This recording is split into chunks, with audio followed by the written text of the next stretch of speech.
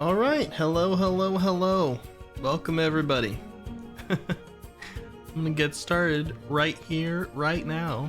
A little faster than usual after hitting the get started button, but also a little later than usual. How's everybody doing? Hello.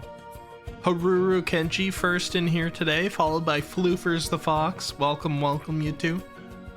Hello. Altair, welcome. Good to see you. Fell Tarnished, welcome. I feel I always gotta say that with like gonna be like, Fell Tarnished. I've gotta say it like the people in the game would say it. Alright, I'm gonna turn down the music today, but I'm not gonna start up any other lo-fi. I'm gonna get right into the game, because we're a little late, and I'm a little sick.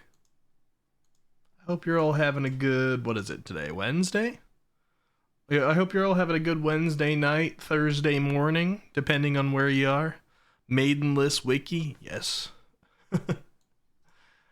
I suppose. I don't know, when playing this game, people are like, oh, you're playing as a Maidenless, but like one of the first things that Melina says to you is that she'll play the role of Maiden, and then invites you to the round table. I don't know whether she counts or not. Let's see. Elden Ring. So, last time I saw you guys was the 3 years of streaming celebration. I had a blast. I hope you guys did too. We did the sort of arcade thing.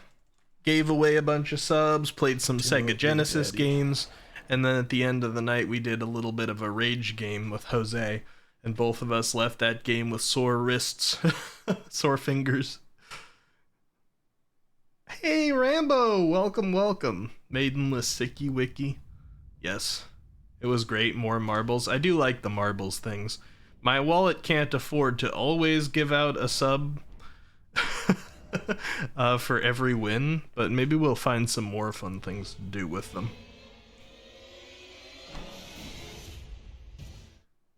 Yeah, marbles is a good time. I also want to bring in some other games that are similar. Maybe even make my own. Why were your wrists sore? Because I was playing with Jose, Rambo. Let me know how the volume is, guys, and sorry if I cough a little bit.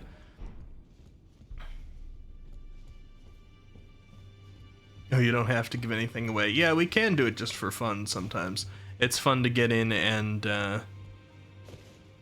kind of play the, what's the word I'm looking for? Not announcer, but the person who, is it narrator? What's the word I'm looking for? It's fun to talk about what's going on. Announce or narrate the race. Yeah, kind of like the caster, yeah.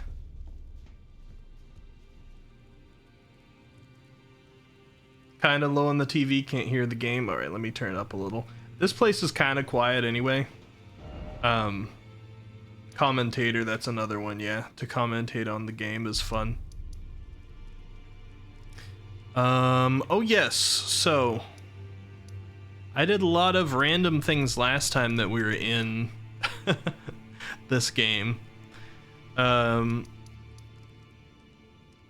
in Caelid, we actually beat 6 bosses last time I played this. Let me see if I can remember them all. The biggest, most important one was here in Chamber outside the plaza. We beat Crucible Knight and the Misbegotten Warrior, who are both in this little region.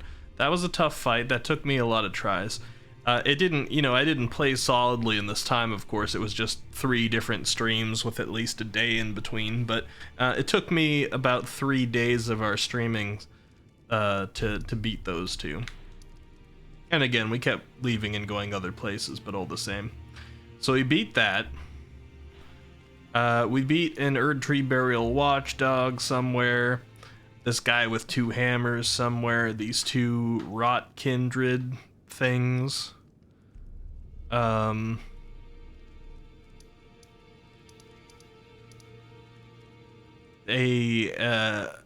demi-human queen, that's 5. And whatever the 6th was, I can't recall it immediately off the top. Oh, it was a Tibia Mariner. Okay, yeah, so they were mostly, not terribly exciting bosses. We had seen them all previously, but at least... Actually, that's kind of sad to think about. Of the 6 bosses that we fought last time and beat, we had seen them all before. That's happening a lot in this game. But at least we beat the ones, the Crucible Knight and Misbegotten. That was blocking our path over here. Hey, Mark! Says, oh, I guess I'm a little later than I thought. My phone only just told me about your stream, so I thought you were just starting. I started 12 minutes ago, so... not really. You didn't miss much. Started 12 minutes ago, ran the starting soon screen for a while. I'm still inside the round table, which is where I booted this game up, so you're good. I don't know if you were around last time, Mark, when I beat the Misbegotten and the Crucible Warrior. I think we talked about that, actually, during the 3-year stream or something. In that little area where the festival is. But yeah, anyway, that's where I am. Sorry, I'm rambling a little bit. I am sick today. I'm gonna keep this stream very short. It's probably gonna be like 2 hours long. That's why I jumped right into the game. I don't know the general schedule for this week. For anyone on my Discord, you saw this announcement. This week has been like battering me with work, and I'm sick, and there's been some stressors in my life, so I'm basically throwing out the schedule this week. I'm gonna roughly try and show up when I say I was gonna show up, but for the most part, we forget about the schedule. We forget about the hours. I'm just gonna kind of be doing it by feel this week, rest and recover a little bit, and we'll move back that 800 follower celebration slightly, because there's no way that with my work being how it is this week, I'll be able to finish the little project that I'm bringing for you guys. But the project is going to involve some interaction with chat, so that should be cool. We'll either do it sometime during the week this next week, or we'll do it on, the following Saturday after this one, so that we can have a longer stream. Either way, cool things to come. So, one thing I just noticed on this map here while I was looking it over. Every little, or mostly every grace here that we traveled on our way around the story points us the general direction that we had to go. From the get-go, we started here. And the graces are like, oh, you need to go up through here, up here, around here so that you can fight Margit. And then up through here so that you can fight Godric. And then you gotta go through here so that you can get to the area where Renala is, and then follow the academy through, fight Renala, then go up here to the north toward Lanedale, and now stuff is pointing me, generally toward what I know as Lanedale over on the Divine Bridge here. But there's this little one on the side by Sorcerer's Isle that's pointing me this way. And the only times I've seen something like this happen so far, well, okay, there's a few. Usually it's been if there's a Great Rune. For example, in Caelid, we take a different little path amongst these that eventually ended up leading me down to Redmane, and this is where the supposedly the Radon festival is for the Great Rune. But also one time we saw it down here going into the Weeping Peninsula, they actually guided me toward Castle Morn, in that fight that gave me the Game of Thrones sword. So I'm curious about this one over here that's pointing me off into this region, which looked like only water when I was down there, but I can also see that there's a map piece right there. So there's definitely something. It makes me tempted to go that way. But I do kind of want to find out if I could perhaps start this festival over at the Redmane Castle Plaza. I don't know how to do it. They say when the stars align, I could try just sleeping until nighttime. That'd be the easiest. Mark says, oh, I guess you just started Elden Ring faster than I thought. And yeah, we actually talked about that in person. Oh yeah, in person. Oh.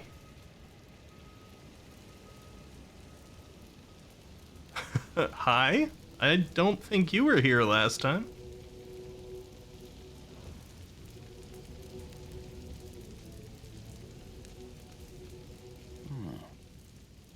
As a fellow combatant. Combatant? Introduce myself. Fellow combatant? Warrior. Now. Wait, how'd you say we that? Find ourselves pitted against Blythe? Once the strongest of the demigods. The way ahead is pleasingly simple.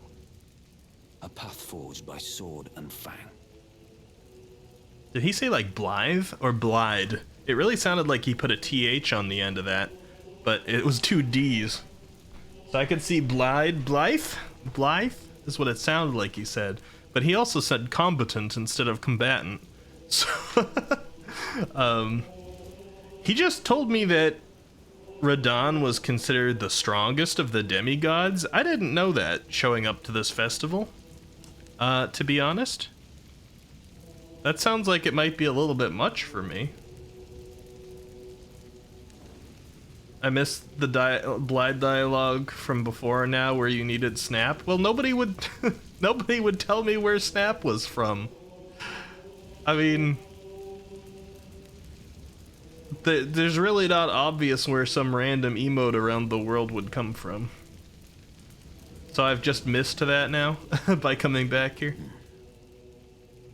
Nothing to do but wait until the festival begins. I mean, I guess if it was just meeting him out there, it's not missing too much, huh? Like every furry was thirsting over him when it came out. I mean, obviously. Like,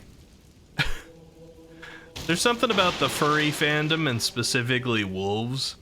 Like, every single season of anything, like, when I say season, I'm talking more like real life season. There's some new wolf character out there that the furries are thirsting over. That's just how it goes. Champions! Welcome. Oh, it really has started, huh? The stars have aligned. The festival is nigh. General Radon, mightiest demigod of the Shattering, awaits you. Champions, prepare for battle. Defeat the general, claim glory, and grab that great rune. A celebration of war. The Radon Festival! Oh boy. Oh, that's Alexander. I didn't notice you because you looked like part of the scenery. Sorry, buddy. Wait, there's more people here than I thought. Okay, well, I honestly didn't think I'd be starting the festival first thing today. And they keep saying mightiest of the demigods. I feel like I might be getting in over my head, given that I haven't played Elden Ring in a little while. This would be my first combat for the day.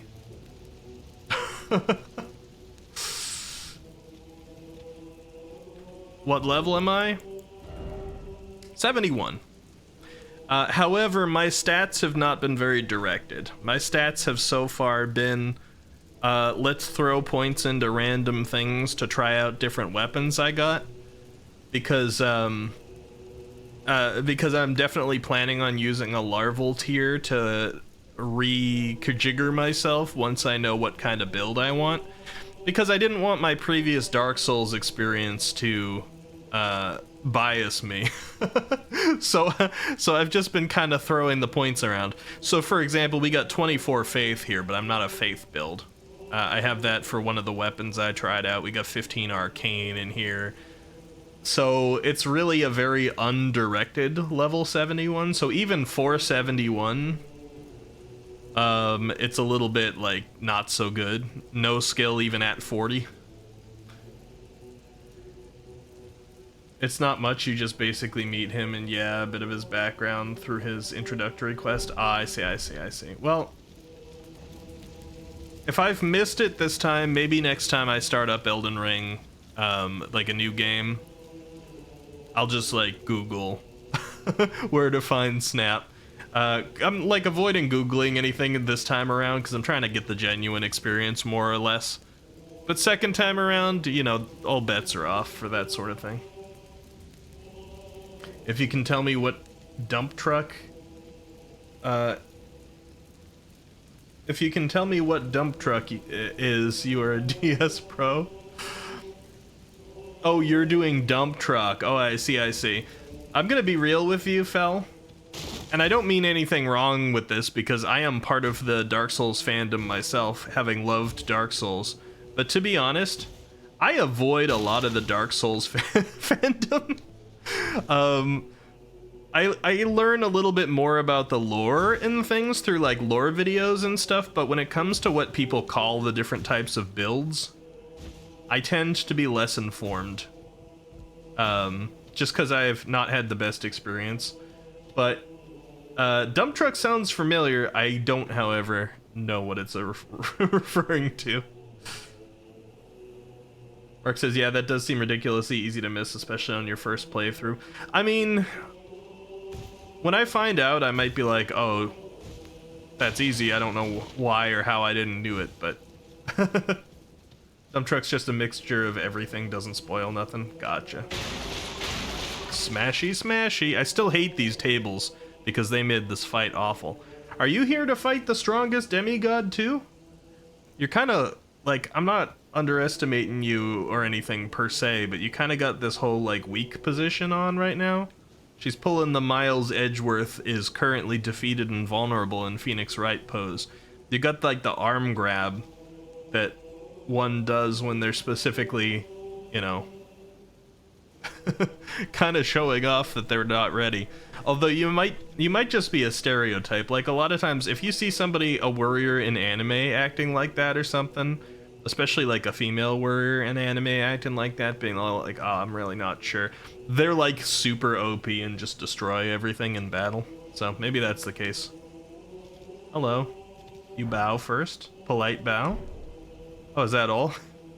Okay, that's all your dialogue. That's fair. Hey, Alexander, buddy! Out of respect, I won't smash your table. I honestly don't know like what your relation to the pots on the table might be, etc. So, how you doing? Ah, you came. Not How yet. Delightful. Indeed, I thought I might find you here. By the by, do you know for whom this festival is being held? Well, it is none other than General Radahn himself. It's for Radahn? I could face a great champion of the Shattering, a demigod in the flesh. Oh, in truth, I quiver at the thought. Such is his frightful repute. He quivers. But the fear simply assures me the ordeal is worth undertaking. Be sure to get a good vantage, my friend. I, Iron Fist Alexander, do hereby vow to unflinchingly brave this ordeal. Haruru says, if you don't want to miss stuff, I'd say leave this for a while and explore the region you were planning to get the map for first. Oh, really?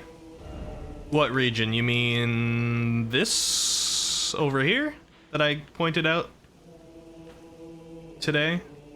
Or you mean like the Lanedale area, like right here?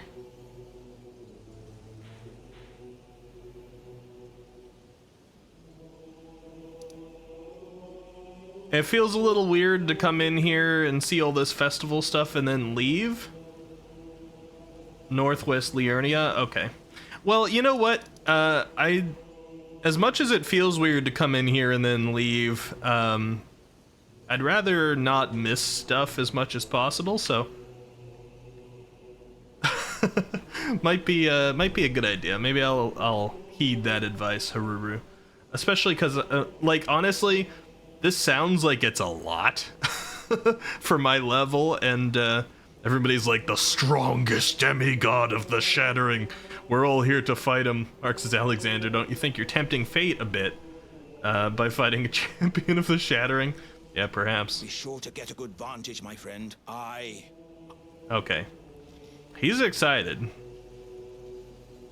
Music here is cool. I would love to participate, but I also don't really want to miss things.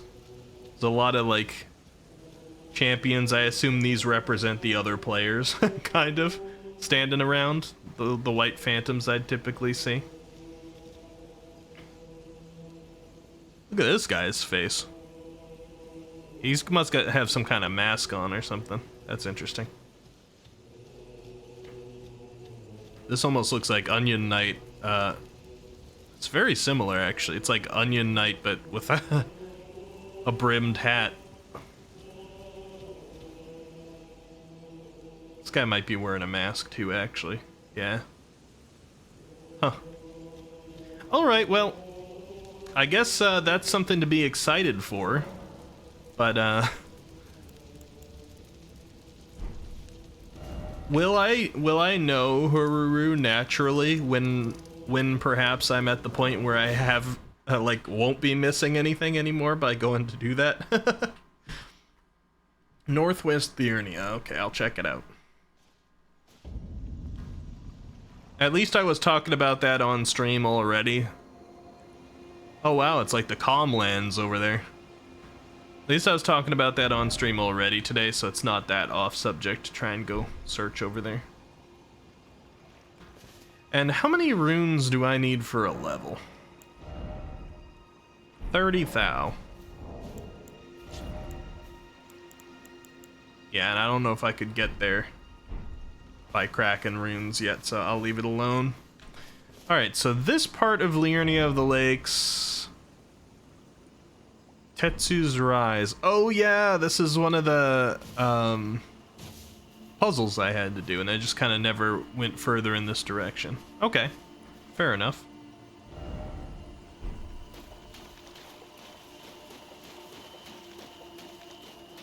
Night sky looks nice out here.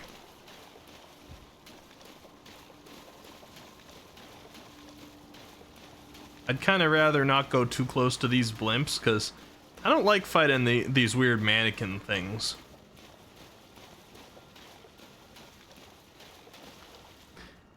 Are they, like... Are they more like mannequins or marionettes? Calmlands, watch out for Malboros, yeah. That thing kind of already looks like one. There's a lot that is easily missable in quests locking you out of other quests, basic Souls stuff. Yeah. Most Souls games probably don't have as many of those as this game probably does, given the size. But, it certainly can happen a little bit. I just, I guess I'll have to rely on you guys a little bit to give me a general idea of when I can go back to the festival. Oh, interesting. So, I'm seeing something here that must be a new addition to Twitch. Give you guys a little view behind. It says an ad is starting in 45 seconds. It gave me a minute heads up. And it looks like I got 3 out of 3 snoozes left for the stream in case I, as the streamer, want to snooze that ad. I don't know how long it snoozes for if I got 3 of them. Interesting. It's a little insight into something that the streamers were apparently provided recently, but heads up to you guys, in about 20 seconds now, an ad is going to play for those of you who do not have a subscription.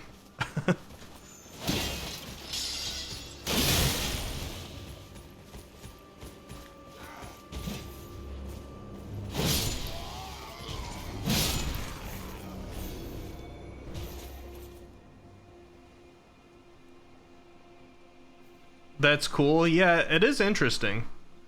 And at least that means, like, if we're in the middle of a cool cutscene or something and I see that warning, then I can snooze it and let you guys watch the cutscene, and then you can have it afterward.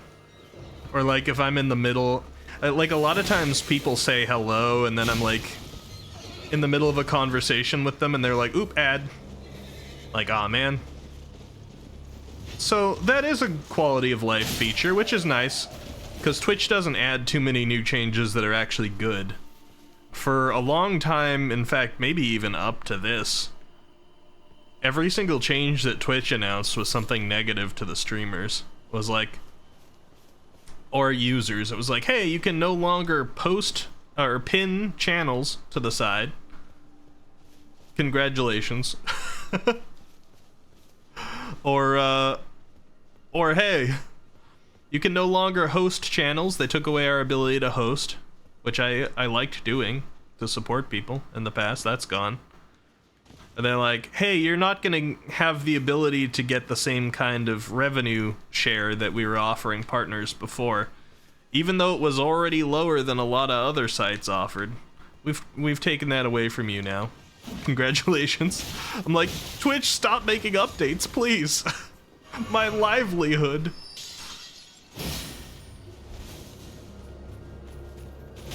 Well, there's the ad. Yeah, and the good thing about that is it also told me ad break will end in, and gave me a 30-second countdown. So then, as the streamer, I can be informed about it without needing you guys to be like, I'm back from ad. That's nice. It actually removes the need for something that I was considering putting in, channel points-wise. Man, these guys can get killed easily here. I was actually going to put in a 1 channel point redemption thing that said something like, you know, ad jail or something like that to inform me when you were in an ad. And then, what do I need to kill everybody in order to get this? And then I was going to put another 1 channel point redemption to tell me when the ads were done. These guys gotta go down too. Alright. That's fine. Oi! You!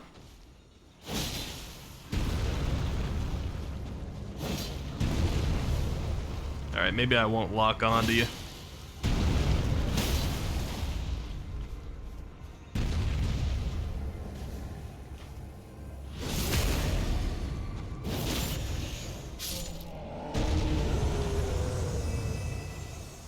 Is that it? Is it enough to stop the thing? Yeah, there we go. It just needs to be stopped. Yeah, so I was gonna try and put in something, because I kept thinking about it.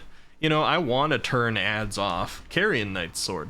I want to turn ads off, but Twitch doesn't let me. So I was like, alright, how can I make this better? And I was thinking about maybe I'd just schedule my own ad breaks, so that during the middle of the stream, I would just run an ad manually and kind of take a break for you guys. But that would disrupt things for people who are paying for a subscription too. Because a lot of people pay for subscriptions to avoid ads as well, and I'm like, I don't really want to just like sit here on a break when people are paying for that too. So I thought about the channel point one, and I'm like, yeah, maybe that would be a good way to inform, although it does put the onus on chat to tell me when the ads were happening. So now I can finally say there's been a positive Twitch update, even if it was, you know, kind of insignificant in the grand scheme. It's a little bit of a quality of life improvement, and quite honestly, we haven't had a lot like that lately, so I'll take it. There are definitely a lot of other sites pop up. There's been Kick for a little while, although Kick honestly is a little bit sketchy. If you're solely into money, Kick is very tempting right now because they're offering one of the best splits for monetization right now. They even went as high up to 95.5 at one point, which means that the streamer got 95% of the profit and Kick got 5%. It's not a model that is that has any longevity to it. Clearly that's a model that they will change later and are probably using as a tactic to draw people in now, because the site can't, you know, it can't maintain that. However, if you sign a contract with them under that value, they can't take it back from you. So it may end up that, you know, they change it to a 70-30 or a 50-50 even later, but then some of the early Kick people still have a 90 or 95% split because they came onto the contract early when Kick was trying to attack people. So for money, that sounds pretty tempting. They've had some kind of weird values on the site. They let a lot of kind of weird content slide by. They've had some kind of I hate to say slightly right-wing centric allowances and censorships over there. And some of the people that they've kind of like boosted up as their main content creators, all that stuff makes me question like actually going and moving over there a little bit. So I'm kind of gonna wait and see what it becomes a little bit, which means I might miss that cool monetary split. But I care a little bit more about making sure that where you guys go is safe and good than to just chase wherever the money is. So for now, my plan's sticking to Twitch. There's also VStream, which I'd like to try out, but VStream is very niche right now. It's a VTuber streaming-centric website. And not a lot of people are automatically going to be on there. Like, if I told you guys next day, I'm streaming Thursday's stream on VStream, I might get some of you to come over and join to test it out and support me, but I think, you know, the grand scheme of things, there wouldn't be a lot of people to watch. And I have no idea what their split is like or anything. Wow, that opened up a lot of map, actually. This whole area unexplored. Kind of cool. But VStream is something I want to play with a little at some point. I don't know how it will work yet, but I do have an account on there just to kind of secure my space.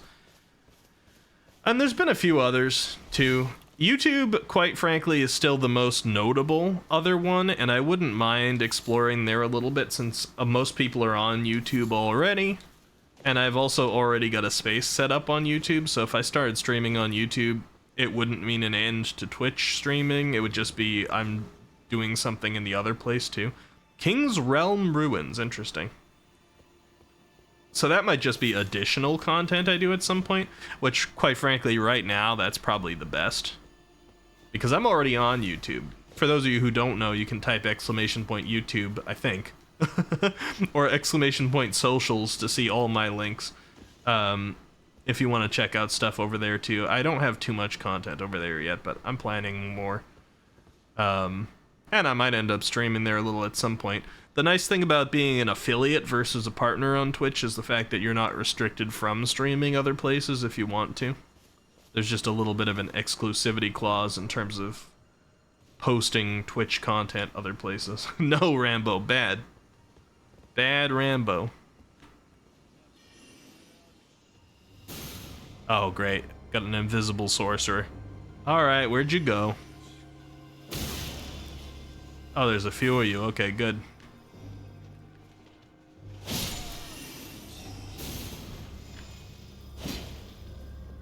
Alright, where are you peering?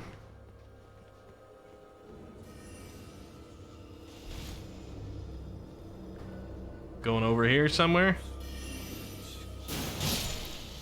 Alright. Invisible sorcerers, that's the best. It's wiki uncensored. There's no OF. Alright.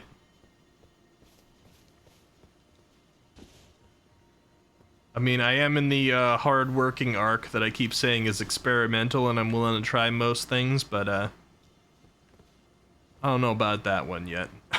I don't know about that one. Alright, I see somebody I can talk to over here. I'm suspicious of the lack of enemies I've encountered thus far. I mean, there was two, but they were kind of weak. Hello? E.g., forgive me. These royal grounds were placed in our trust, but we stood no chance. Stood no chance against what? The invisible teleporting sorcerers? I need to learn this region's lore.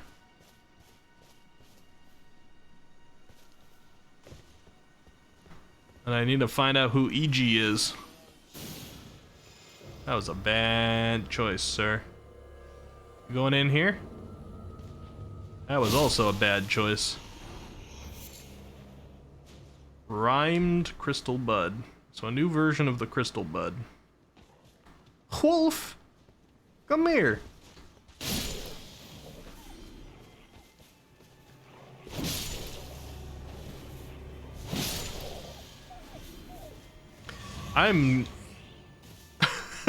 If I stick to it this whole game, I'm definitely gonna have to do a restart of this game where I'm like, no jumping R2s, or like very little jumping R2s. Because I feel embarrassed, like it works, but I honestly feel kind of embarrassed by the lack of finesse that I'm playing with, because the dominant strategy is a jump R2. It's just so much better than everything else, so not using it isn't exactly the right call for the first time. But like, again, I've said before, I feel like I'm playing Minecraft and trying to hit critical hits. Flashlight Chan saw that. Hey, wolves don't count, Flashlight Chan, alright? Wolves are automatically hostile enemies. I have to. Oh, and you're off to bed, and yeah, don't do kick if you can, because it's bad for people with gambling addictions. Oh, that's right. I mean, honestly though, Twitch was too when I joined Twitch. Twitch actually did make a change at one point where they took most of the gambling off their site, or at least reduced it a lot. But that was after I had joined. But yeah, I guess Kick lets all like the poker streams and the other various gambling streams run rampant. I kind of forgot about that element of it because again, I haven't spent a lot of time over at Kick yet. But quite frankly, I'm not sure that the prevalence of gacha games on Twitch is that much better. It's essentially just gambling in a different way. Although I guess it hooks people a little less because honestly, like, even though the idea might be similar, the actual value of real money and the enticement of, ooh, there's like a 0.01% chance I could become stinking rich from doing this, is more of like the bad drip in people's brains. Gacha is just like gambling light, I suppose, in terms of the effect on the human brain. Smile? What you smiling for, Haruru? That doesn't usually mean good things. Also, is that... I thought that was a statue, but then I noticed a little bit of breathing. That's a person. Alright, well, I'm still gonna go this way for a minute. Just in case these ruins have an underground, because they usually do. And please feel free to tell me, Haruru, if you know whether or not these ruins have an underground, because I don't consider that spoiling. If you were to say yes, then I'm like, okay, good, this time is well spent. If you were to say no, I'm like, okay, good, I don't have to waste my time checking every section of these ruins. But, you know, I don't know if you've got each ruin memorized.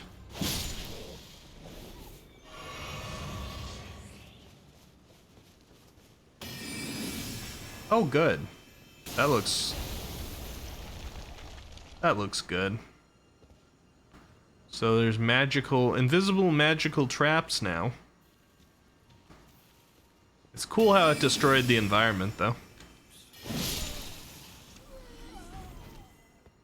What do you say? Here ahead. Here ahead. Here ahead. Hey, Wolf, hold on. Alright, staring at the ground, staring at the ground, staring at the ground. Actually trying to trigger a trap. Hold on, trying to trigger a trap here. Hold on, trying to trigger a trap. Staring at the ground. Okay, so I think they actually are just invisible. I was trying to take a look to see if there's any giveaways.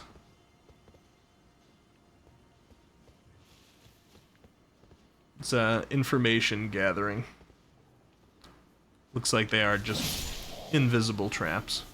Not very dangerous though. I mean, I'm sure they probably hurt quite a bit if they hit you. But in terms of like how Dark Souls prepares you to be ready to react to things, they give you kind of a long time. Ow. Ow. This area, I'm honestly not even like bothering to dodge attacks much. Because everything's so weak. And I get my flasks back so easily. This game's giving me bad habits. You know what I'm probably going to play after this game, or maybe even before I'm done with this game. And maybe this will excite some of you. Who here is a Dark Souls 3 fan? And the answer to my question of, you know, what I'm going to play is not Dark Souls 3. Per se. Not at least how you might think. I think that I'm going to do my first ever Dark Souls randomizer. And probably do it with Dark Souls 3.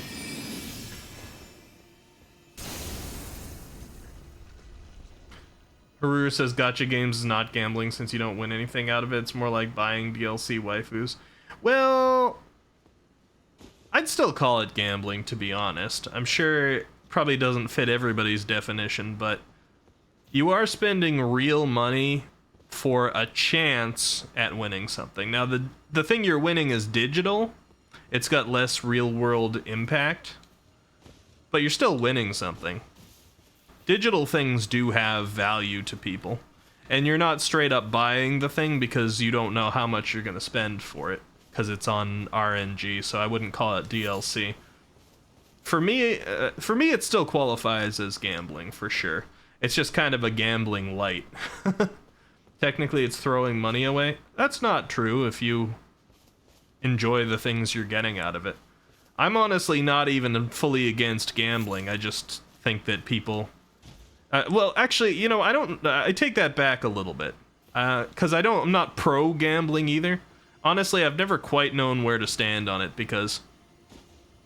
like, lottery tickets and things like that, people who healthily can, like, buy one lottery ticket every now and then because they think it's a cool little, like, fun thing to have a chance at winning, but then if they don't, they're just like, ah, darn, oh well, next time. And then don't buy one again for a really long time. Like, that I think is just kind of cool. I think that's fun. I like doing it with gachas and things, but again, I'm a responsible spender. I think they all have the potential to trigger the same kind of like unhealthy habits from the same general mind space. So I can't exactly say I'm pro or anti gambling, but it certainly does create issues. And I am anti-gambling industry because those are people who have specifically set things up to try and prey on gambling issues as much as possible. So that I can easily say. Because there's definitely like vultures of the gambling industries that have tried to set things up in such a way that it makes it like within their legal ability most possible for them to strip somebody of all their belongings and be like, it's mine now. Hold on, let me pause and scroll up. I probably shouldn't even be talking about this here because I know some people have big issues with it, but let me see. Technically, okay, read that. Mark says, gacha games are gambling. The prize isn't currency, but it's something you pay for. Yeah, it's something you pay for, and it's not guaranteed that you'll get. Exactly. Mark also says, also, yeah, a Dark Souls randomizer sounds really fun to watch. I didn't know that existed. Yeah, Souls randomizers exist, and I've never played one, and I honestly have, like, a surprisingly small history of modding any game for somebody who plays games as much and also has developed mods and is a tech person. So I gotta start doing it, and I'm like, yeah, let's do a Dark Souls 3 randomizer run. For sure, I think that'll be fun. You do know how much most gacha games have a pity system, so you do know the price, and it's your choice whether you buy it or not. I mean, not really, because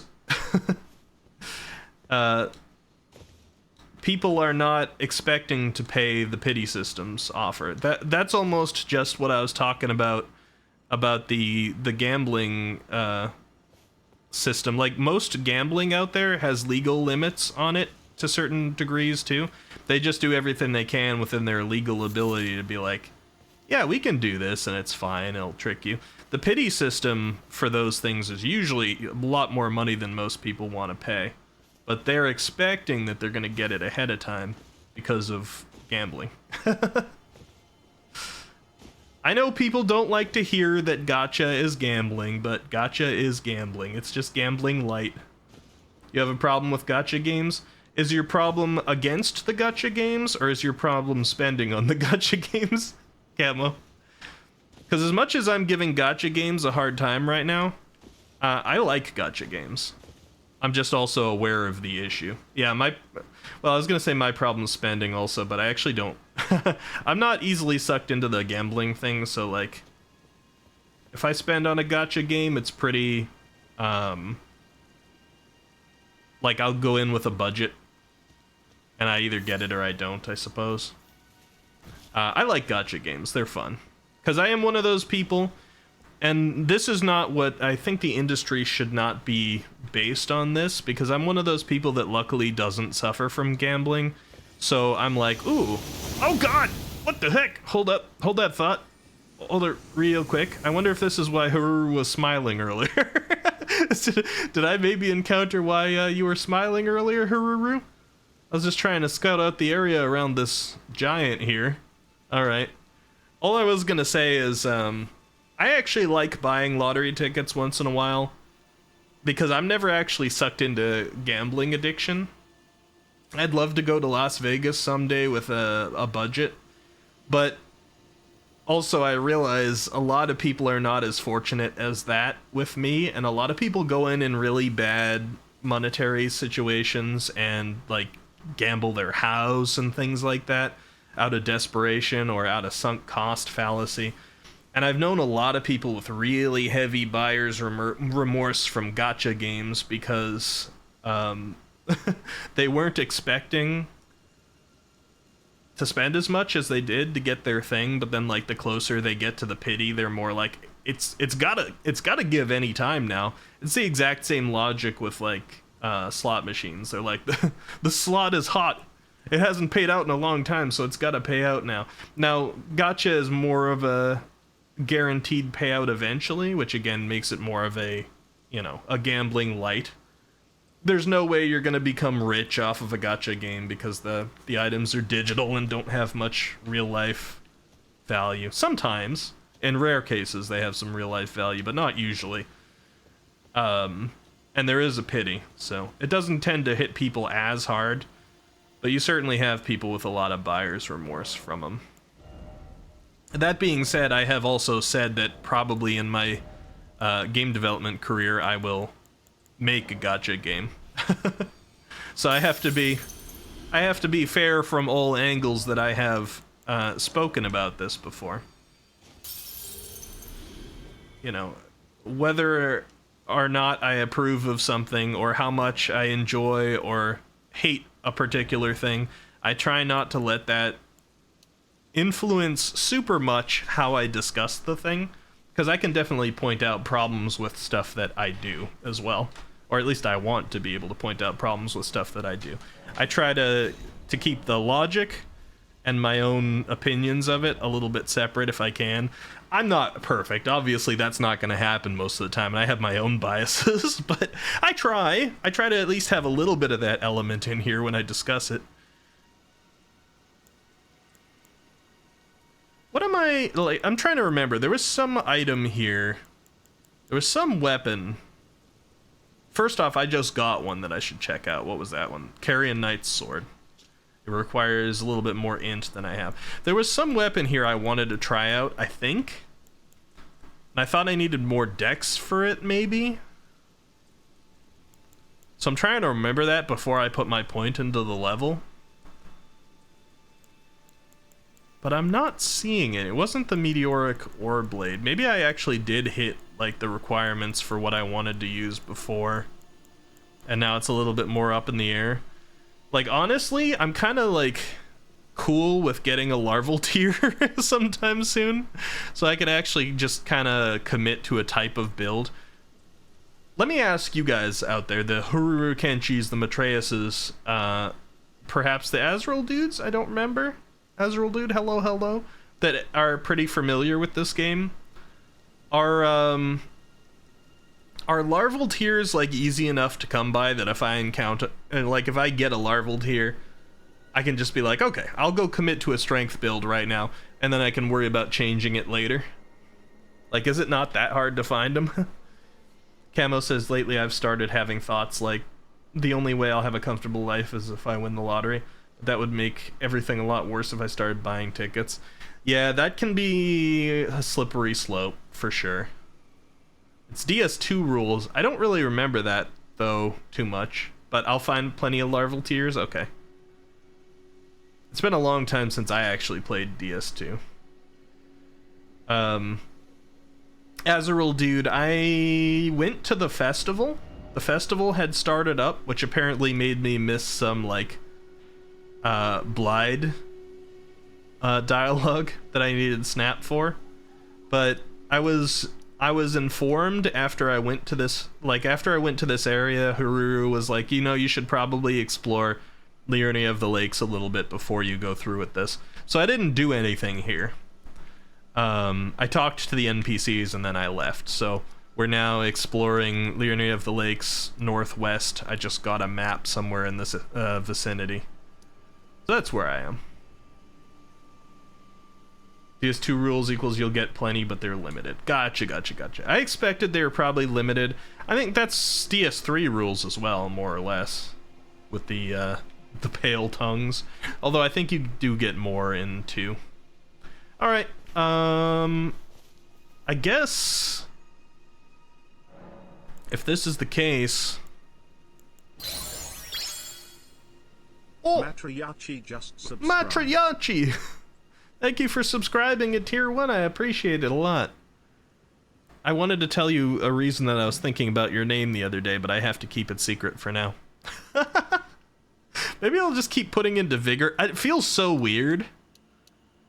Because you usually don't level vitality or vigor too much in these games. Although, with my favorite character, I did go to about 27. Because at 27 in Dark Souls 3, you get to 1,000 health. Looks like that's not the case here.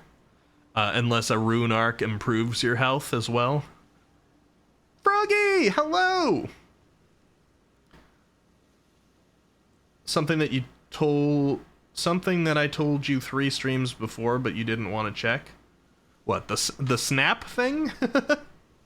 I mean, plenty of people told me about the snap thing, but they were like, go find Snap. I'm like, it's an open world game. How do I know where to find a random gesture? No? If you're talking about, like, whatever you said when I was on the lake, you said something to me about the lake, and when you tried to bring it up to me again, I was like, I don't remember what you said about the lake. You want to say it again? And you didn't. So that's on you, Azrael, dude. You're peeing yourself, Froggy? That's good to know. No, you said it. Listen, Azrael, dude, it's not honestly my responsibility to remember what everybody says at all times on the stream. If I say, oh no, I forget it, can you tell me what you said, and you don't say it again? That's on you. That's on you. Froggy needs diapers? Yeah, I know this about her. That's fine. I accept her anyway. I'm gonna put it into endurance, purely just off the fact that right now my endurance is 21. And I hate the odd numbers. Now, yes, true.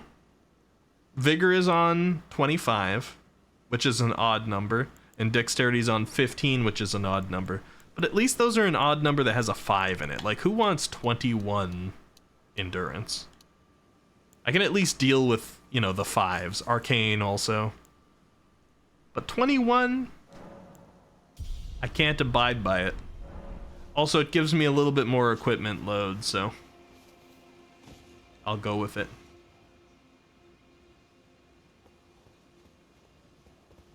Well, look at you. We don't receive many visitors. We? I presume you are tarnished. Ohio Butt Tickler Bandit is now. What a name! You here? Ohio, Butt Tickler Bandit, welcome. He says, "What brings me here?" and then kicks me out of the dialogue. I very much expected that that would be one that I'd be able to give an answer. Nid says, "I leave for a minute and Froggy peed themselves." Yeah, it happens. What's wrong with 21? 21's a fine number. Are you perhaps 21 years old, Yuki? You don't need to dox yourself. You don't need to answer that question, but Azrael Dude is just malding right now for no reason. Like, I literally asked you about the info again and you didn't repeat it, Azrael Dude. If I ask you info, it's fine to say it.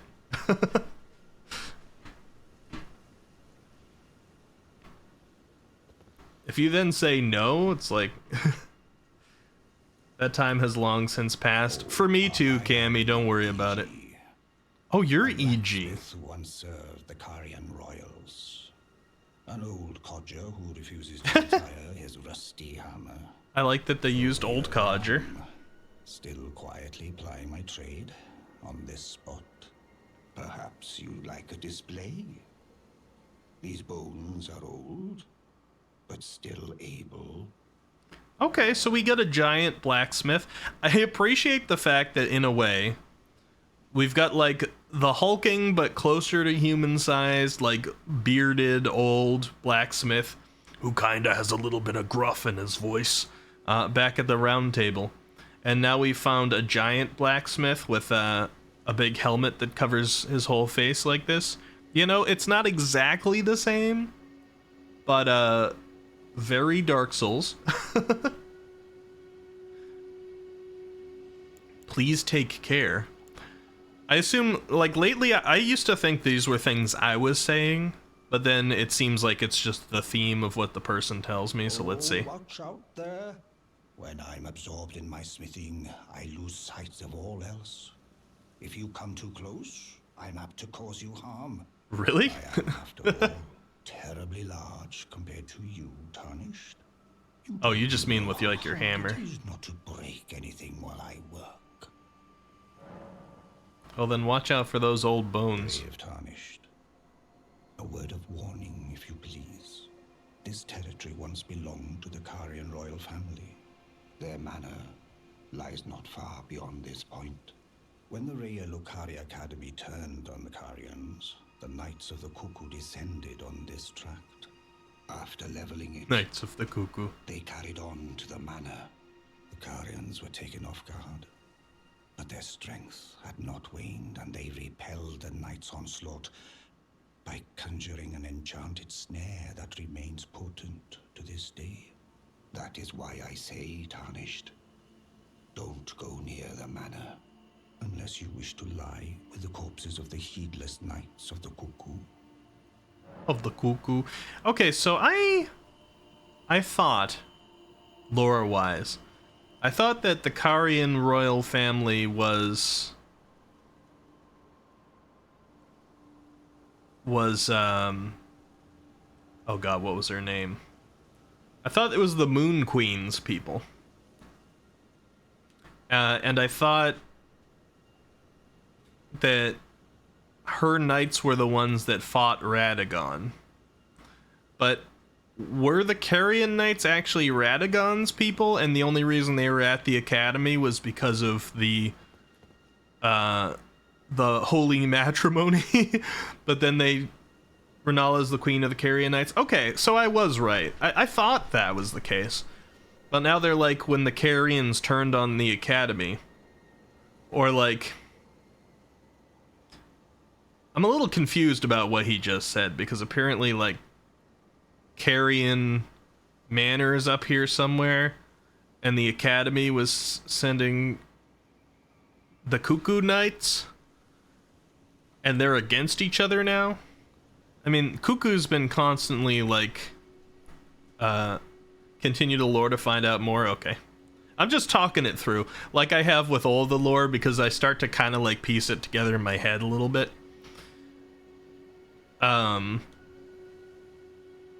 Cuckoo's always been associated with, like, the glintstone stuff. I don't know specifically what the Cuckoo Knights are, but, it's interesting that the Carrion stuff was kind of kicked out of the... Because, like, I wouldn't think Renala would still be there. She seemed to very much still be in charge of the Academy. Did she turn on her own family, maybe? I guess I'll find out a little bit. And I wonder if that's the manor up there, or, you know, that castle there, I think. I don't know. We'll talk about him a little bit more. I've explained the peril. Okay. Of the enchanted snare that remains at the Royal Carrion Manor. Whatever you do, brave Tarnished, stay away from that death trap. Stay away from the summoner. Alright, so I guess continue the lore to find out more did not mean talk to him more. Gotcha. Oh, he sells sombers. Up to 4. Okay, that's kind of cool. So does he strengthen... No, he strengthens the same stuff. So he's got, like, the same basic blacksmith functionality. It's just he sells somber stones. Stretch and hydrate will do.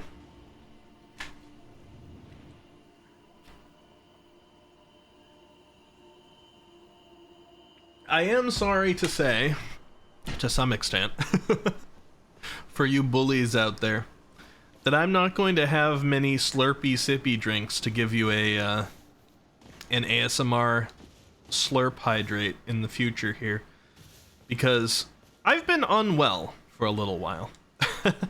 I keep putting on weight that I don't want to put on.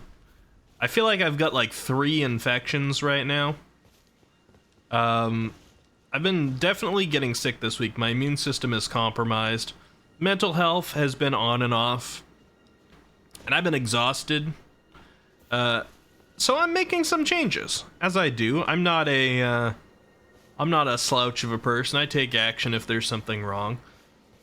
So I've started some light exercises, though they're hard right now because I'm out of shape. And I have started intermittent fasting. I'm doing the 16-8 or 8-16 method, whatever you call it, where I allow myself to eat within 8 hours of the day, and then 16 hours of the day I don't eat, and that can include sleeping time.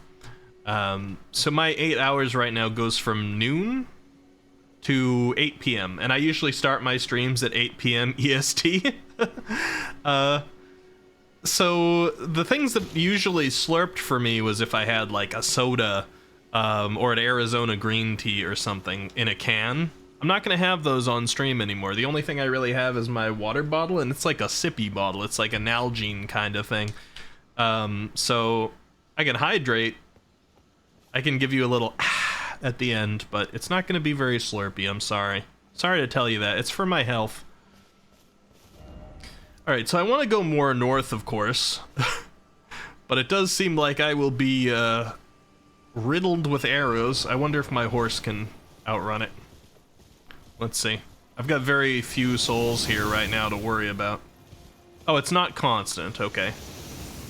I thought it was going to be like Aldrich Devourer of the Deep, but like constant arrow rain. Whoa! I didn't expect you to come from that direction that time.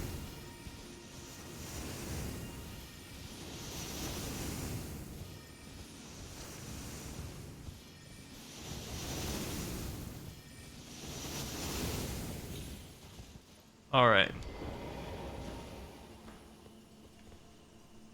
Moist lips. Yep, EG's your best friend for your special weapons. Do feel free to repeat yourselves, guys, if I've missed something you said and it's scrolled off. Elden Ring keeps giving me a reason to have to focus on it.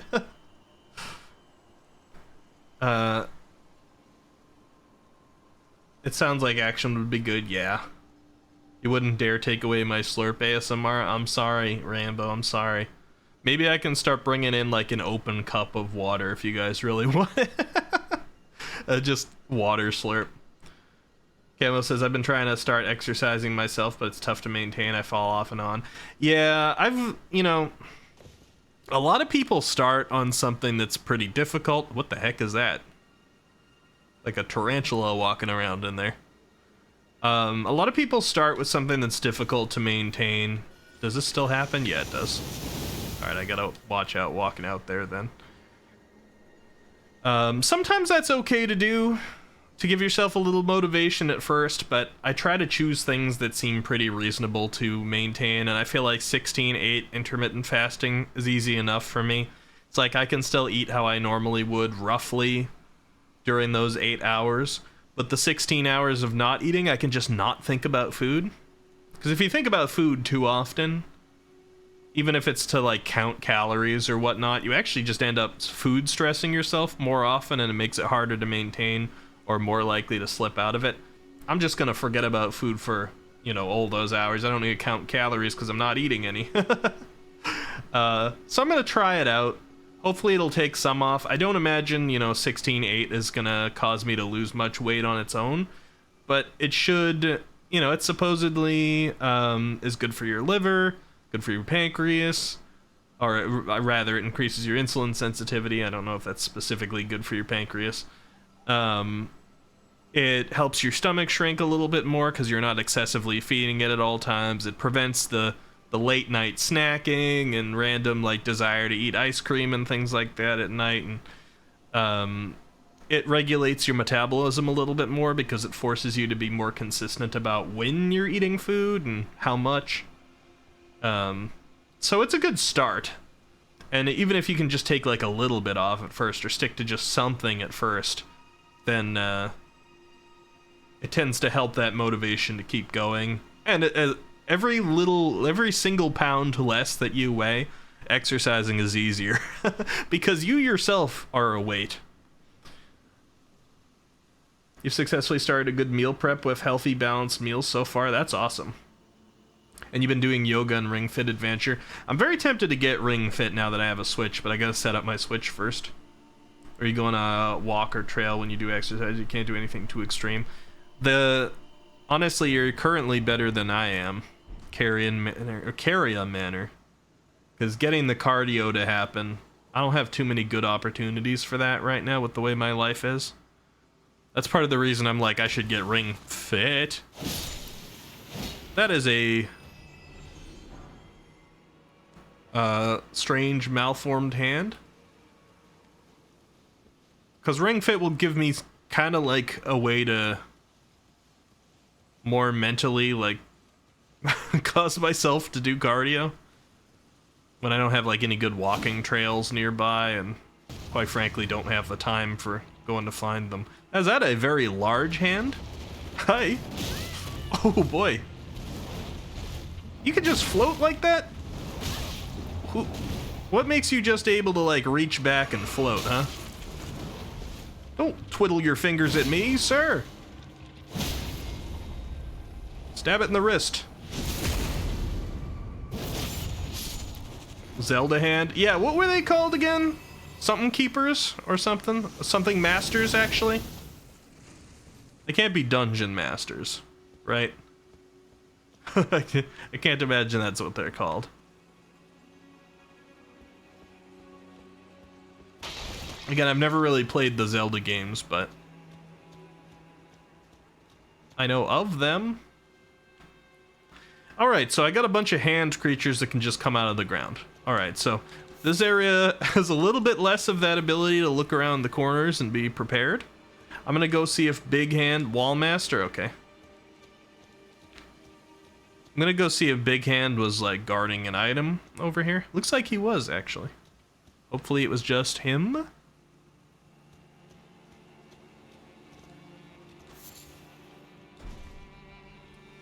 Alright, so I'm gonna guess... I could be completely wrong. But I'm gonna currently start guessing that, like, these guys... These little, like, sorcerer men who've dressed this way and sometimes teleport around, sometimes turn invisible. I'm gonna guess they're cuckoo. And I'm gonna guess those knights that kind of, like, pair up with them sometimes that summon, like, magical swords. Or just put magic on their swords, that maybe they're cuckoo as well. Because they're mostly on, like, this side of the... Or they're mostly on that side of the snare, but, like, in here there's dead ones. And, like, the Ray Lucarian ones are, like, the carrion people. I don't know if those two are the same, or just, like, the wizards that we saw in the academy.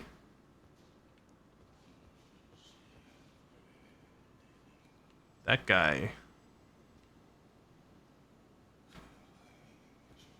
That guy's mumbling to himself. This looks like it would be an enemy that sucks. No? You're good? Hopefully that wasn't somebody I could talk to. He went down in one hit. Glintstone Craftsman's Cookbook. Interesting.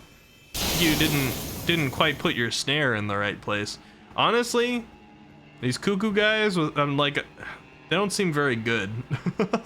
Or maybe these aren't cuckoo. Because this is the Carrion Manor. I don't know. I want more answers. I don't have access to those answers right now. That's fine. I'll figure it out. Obviously, the Academy people are the ones that had those weird glintstone masks. Stuff like that.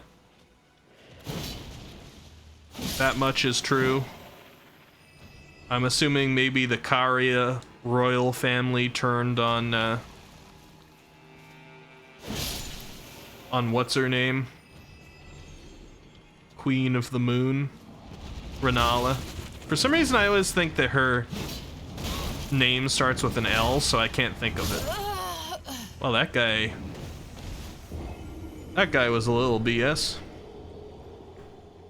So he had a way of pushing me with his animation so that even with my pole arm, despite the fact that I was touching him, his actual hittable body was outside of my range. So I'm gonna have to move closer to him and attack between attacks, but he's also got that attack he was doing that was like repeated flick pushes. So that's gonna be a little tricky. Do these hands not come back, or are these one-time kill hands? I kind of expected a few things to pop out of the ground here. Oh no, there we go. Okay, he's invincible while floating. Got it. Here we go. Hey, Boomer Russ! Subscribed. Half a deck of cards. Half a deck of cards. Yes, indeed. 26 months. Thank you, thank you. I was confused for a second what you meant there, but it is indeed half a deck of cards. I'll be looking forward to that whole deck, Boomer. How you doing today? Mark says, whoa, finger tarantula. Yeah, I looked over and saw that. Yep.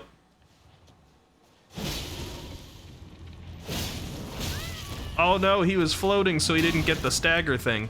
Just hit him. Just hit him once. Okay, so this is an interesting difference of difficulty. This area confuses me just like Lanedale did, because some of the enemies outside were like beginning of the game enemies, like no health. Even if they just regularly hit me, they did like no damage. These ones are fairly formidable, but they're like in the same area. Lanedale had the same sort of thing going on, that they had enemies that were just pathetic. I could let them hit me for 30 seconds and I'd still be alive.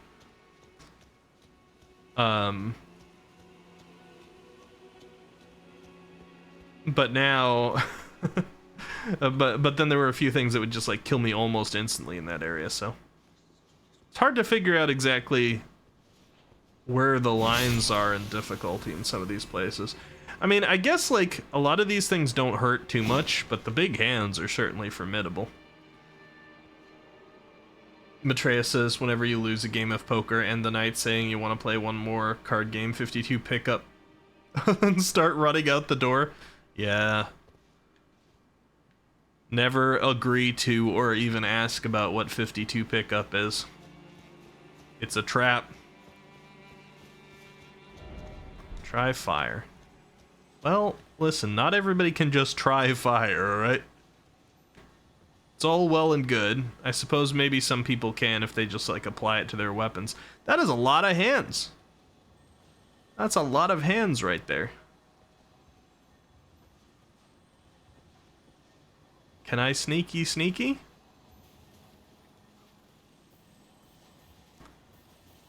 This seems like exactly where I would be to doom myself here, but...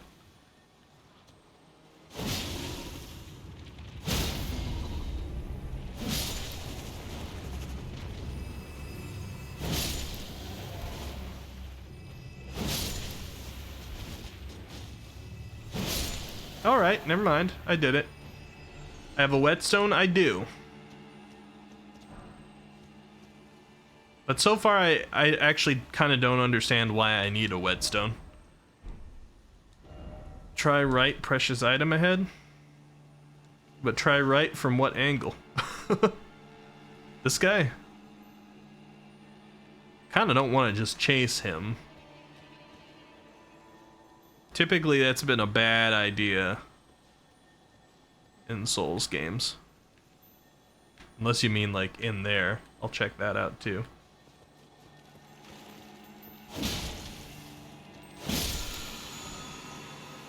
Carrion Piercer. Interesting.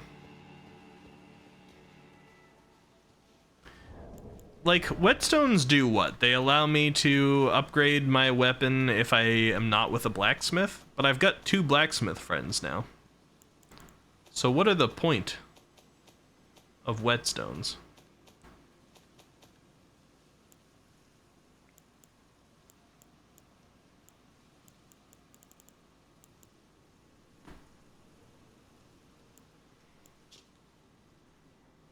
Whetstone knife, I assume you mean. Oh, Ashes of War. Right.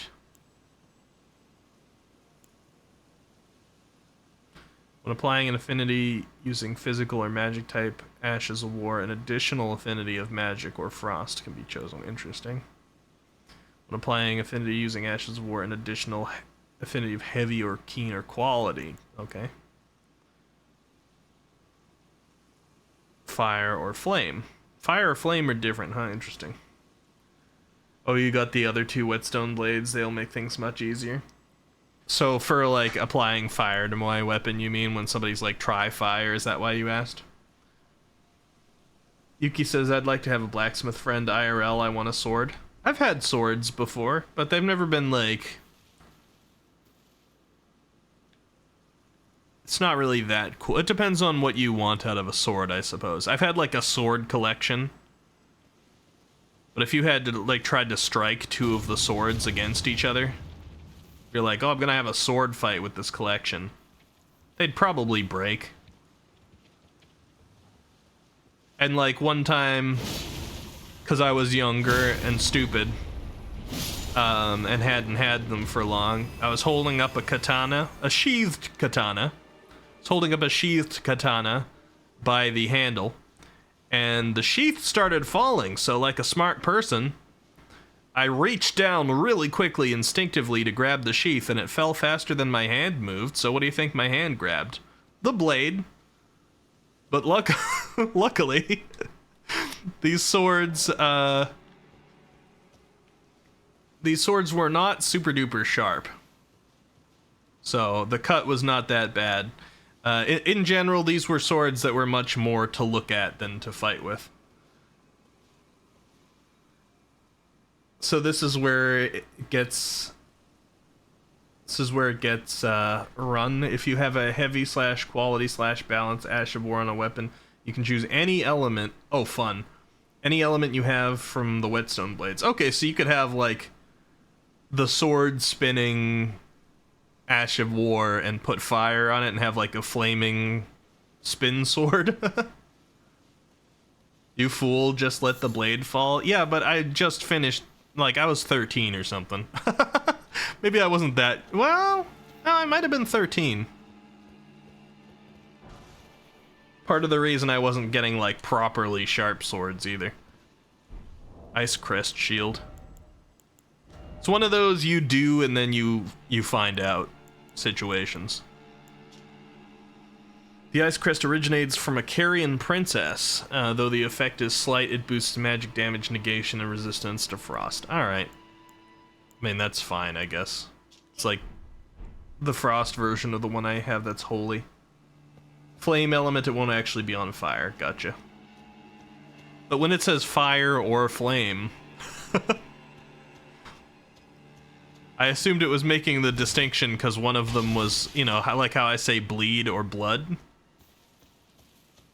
But maybe that was being too hopeful. Getcha! Waha! Wahoo!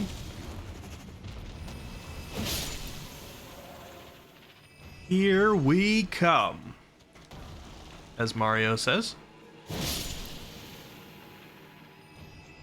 Fire is the element, flame is added by either inter-arcane, I forget which. Oh, I see. Gotcha, gotcha. Why is it always fingers? That's the one I didn't read because it was a little too close.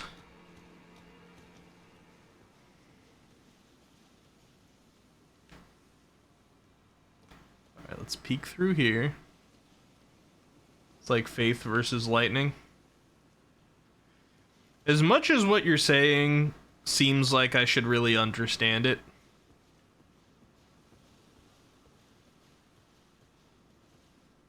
it's not. I mean, I feel like I understand, but at the same time, my brain is not adding it up in a proper way because I'm like, that thing said fire or flame, which seemed to insinuate that I would have the choice. So if I heard faith or lightning, or I'd understand if I put like a faith thing on, that it might scale with faith, but if I put a lightning thing on, I'd expect there to be lightning on my blade, you know? I have done those. I've made almost every type of build in Dark Souls 3, and a lot of them in Dark Souls 1, and like 2 of them in Dark Souls 2.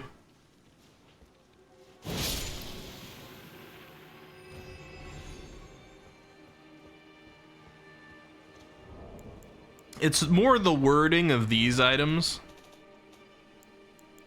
because when it says something like an additional affinity of fire or flame art, oh, an additional affinity of fire or a flame art. Okay, there we go. I just didn't read it close enough before, because I was basically reading it as you could choose an additional affinity of fire or flame. And I'm like, if it's separated those two, doesn't it mean that one of them would be, you know, my weapon would be on fire? Say, an issue between, you know, it was an error that occurred between keyboard and chair, alright? It's hard to debug those sometimes. Hey Ziv! Hello, hello! You finally got to catch my stream again? I did start this one a little late, and honestly, I'm not going that much longer because I'm sick. For those on the Discord, some people caught my announcement earlier, but I'm having a rough week. Sickness, infections, IRL stress, work just beating me like crazy. And I'm not looking for any sort of pity from it, because I'll get better. I've been through a heck of a lot worse, so I'm not really sweating it. But in terms of the actual streaming, the schedule's kind of been thrown out this week, and I'm just going to play it by feel. So I'll stream tomorrow, or I won't stream tomorrow, based on how I'm feeling. And I don't think we're going to be doing the Saturday 800 follower celebration. I think that one's going to push off until I actually, like, feel good. And the streams might be a little shorter, or they might, in fact, even be a little longer. If the case is that they're doing a good job at distracting me from feeling gross. So this week is up in the air a little bit. Which I don't think is a bad thing. It'll probably mean a little bit more Elden Ring. Probably means Undertale's gonna wait until next week so that when I come in and do Undertale, I can like really do the voices for all the characters again and stuff, because I think it was really fun last time and I was really getting into it. But it also like, it did drain me because I put a lot of energy into it. But that was part of what was so fun about it for me. And maybe it made it funner for you guys too, but I want to make sure that when I do Undertale next, I can I can do that again. It's hard to stay consistent when life decides to play ball. Take your time. Yeah, for a, you know, that's how it's been in my streaming career, and I'm doing a pretty good job at sticking to a consistent schedule, or at least I have been until, you know, very recently. On this Eccentropy 2.0. Oh, I was in the middle of this one. That's not good. I saw the fingers, but it didn't let me get my attack off in time. And now we got our first attack advantage lost. So I gotta be very careful, because this guy could easily stagger me to death. Oh. He's done so before. Alright, he doesn't want to time that up for me. Yeah. Oh, yeah, he's trying to do it again. The constant grab.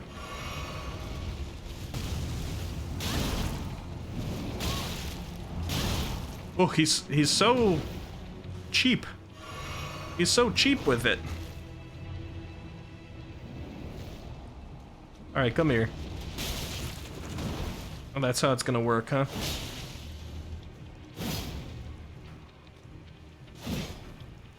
Oh, are you too far outside of your zone? Is that it? Come here.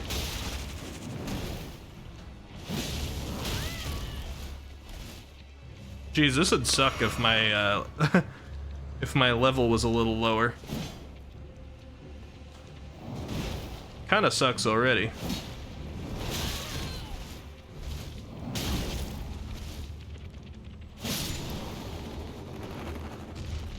Alright. He's dead. It's not a big deal in terms of souls, but I didn't really want to lose my progress in terms of exploring the area for items. Ziv says, I personally love your voice acting. It brings the story to life. Thank you. Camo says, I need you to be healthy so I can lure you into super late Night of Destiny raids again. Yeah, I gotta get back to Destiny. For whatever reason, Destiny's been an issue of health lately. I think, you know, honestly, a lot of things have been wrong with me health-wise lately. Every single time I've played a shooter game recently, it's given me a headache. Like last time I went in and did Destiny raids with Muttmelon, I think you were there for that one, Camo. I enjoyed the heck out of it. I didn't complain what happened, but I came out of there with an agonizing migraine. It kept me up that night. I'm trying to avoid that. I'm trying to figure out what it is. Maybe I need some nice gunner's glasses to block out some of the blue light from my computer. But honestly, when it all comes down to it, as annoying as this is for a person to admit to themselves, I've kind of already admitted to it on this stream and said that I was taking action. I think that the vast majority of things that are an issue for me right now, they all kind of stem somewhere from the fact that my physical health just isn't great because I'm not eating particularly well. I'm eating too much or at weird hours, and I'm not exercising.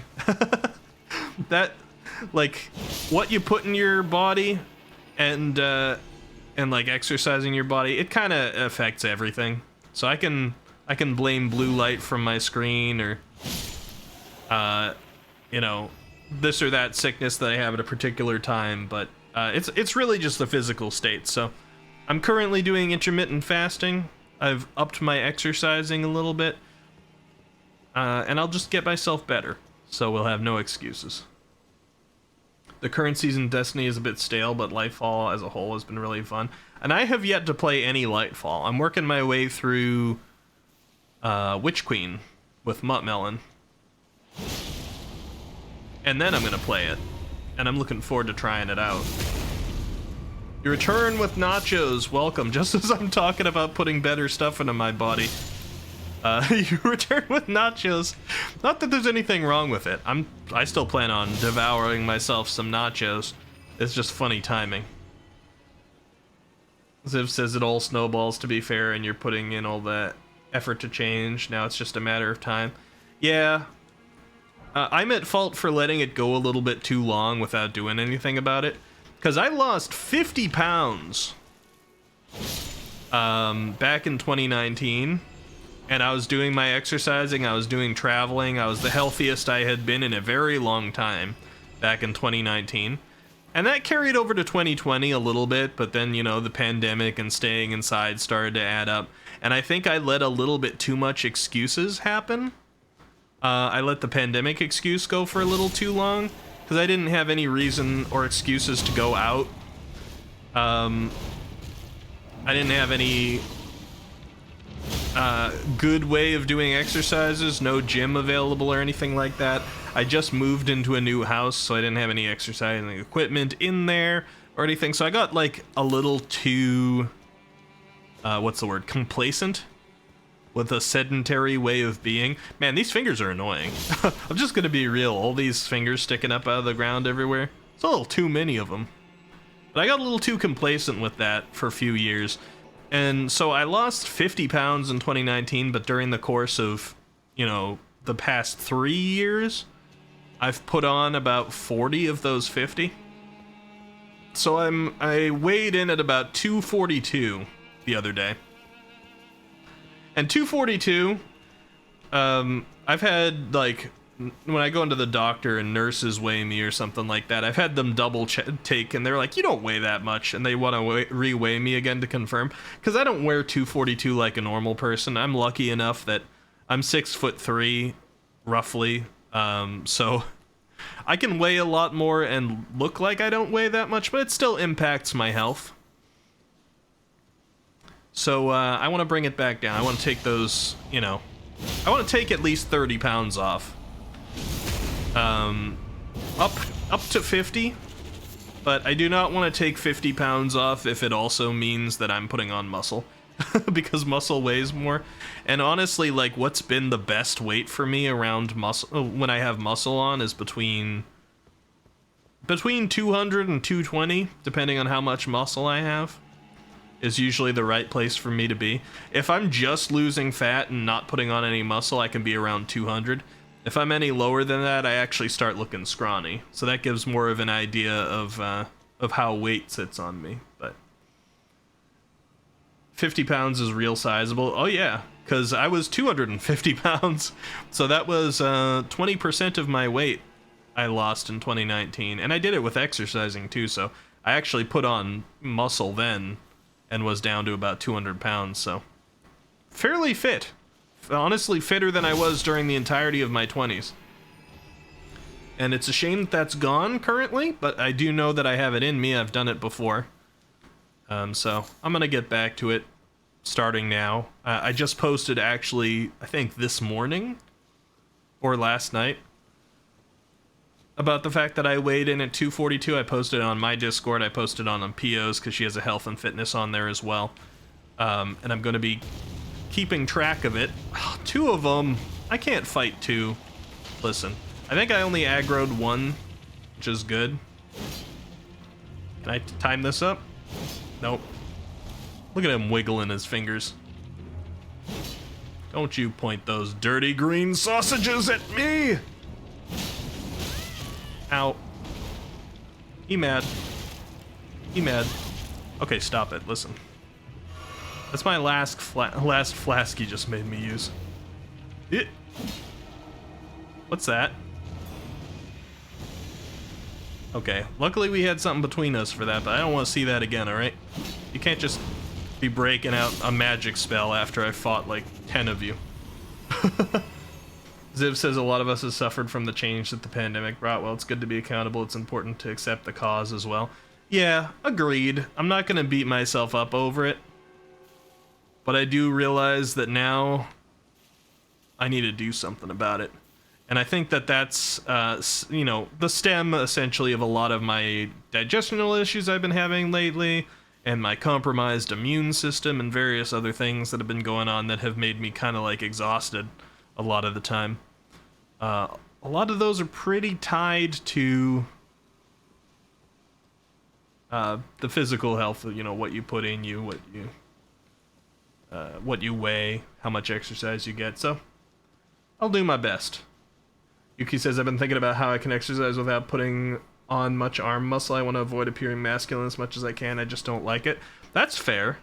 And there's plenty of ways of doing that. Exercising, I'd say just like do a lot of cardio. So a lot of things you can do the fat burn, and cardio is most of them, without putting on too much muscle. And it sounds like you're doing that already. Yoga does help. Yeah, yoga and stretching does a surprisingly large amount. And you should be doing that before, if not before and after exercises, usually. Especially if you're trying to put on muscle, but cardio too. Oh! Flays! Flays Fires raid! Welcome, welcome! Hello, raiders! Do I have a mod lurking in chat that can give Flays a shout out? If not, I will be doing it in just a moment. Hey, it has been a bit, Flays! My stream with 2 viewers. Invasion.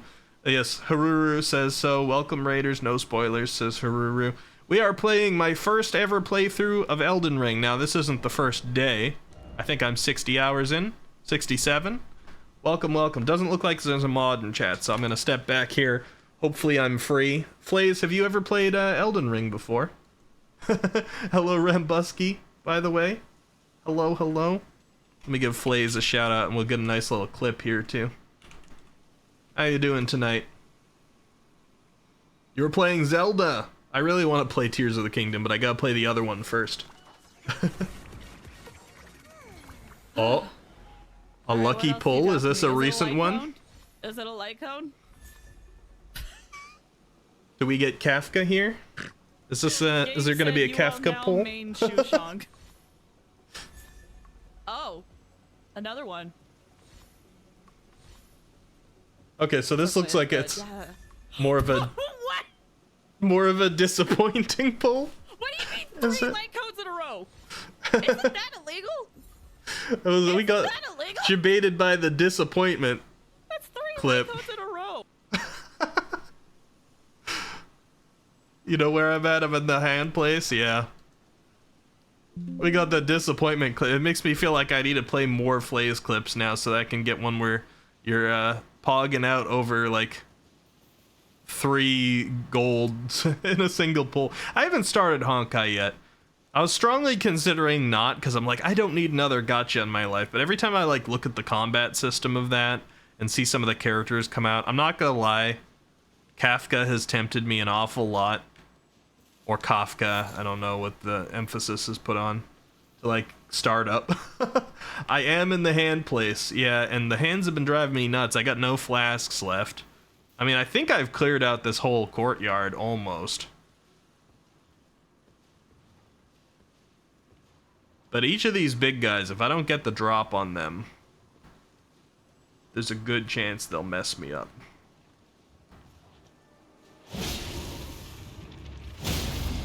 There we go. Okay, we're fine. You guys, I'm not so concerned with. Do I maybe get some flasks back? No? Still no?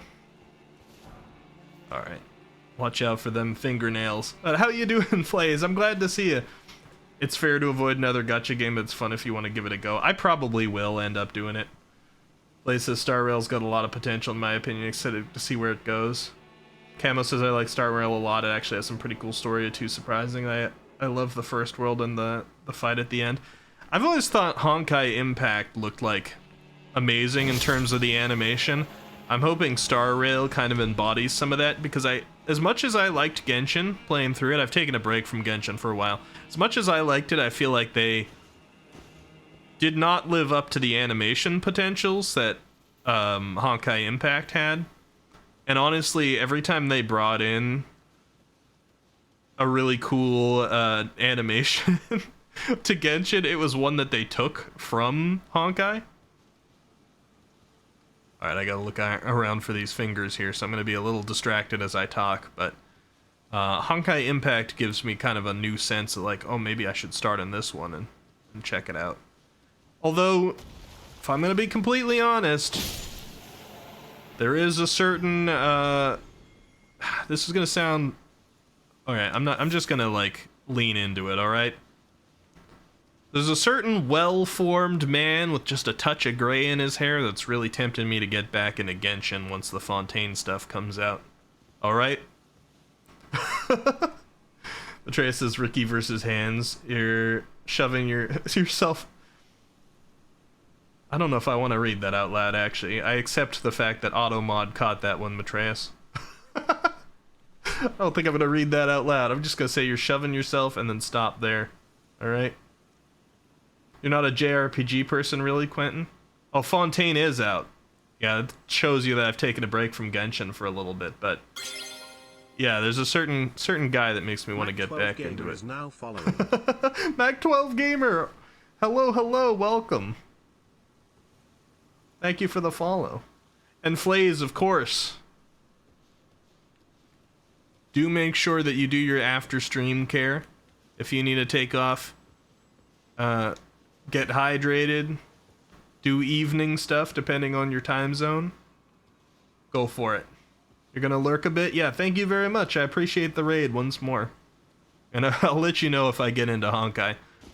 We'll have to set up another collab sometime. Get high, ... Draded. Will do. What kind of build are you going for? Behold, hole. By the way, no detour ahead. Actually, Mock, I don't know. So this is my first time playing through Elden Ring. And I am a Dark Souls veteran. I've played 1 more times than I can count, 3 more times than I can count, 2 twice. Bloodborne more times than, well, I don't know, maybe like 5 times. But I'm trying not to let my biases from those games influence my first time through Elden Ring too much. So my stats are a little bit of a mess. I'm at level, 72? But I don't have a single stat even at 40 yet. Because basically I've been just, like, throwing stats into... or throwing points into various stats, just to kind of, like, test out different weapons and things, to see how they play in this, and doing a little bit of guard counters, etc., etc., abusing jump R2, because it's just overpowered, and probably shouldn't be that good, but it's the dominant strategy. Because I perfectly expect to grab a larval tier around here somewhere. Oh god, there's another big one, I hate that. And just spec into whatever I decide to do. So probably, I've been told there are some late game weapons that I am, you know, based on what I've said to chat, that I'm kind of interested in. They're like, oh, you might want to spec into this, but it's like later in the game, so I'm not going to have them for a while. So probably what I'm going to do when I get my first larval tier, which I'm pretty sure I don't have any yet, I think I'll just... Well, I got 3 golden seeds. I can probably increase my flasks.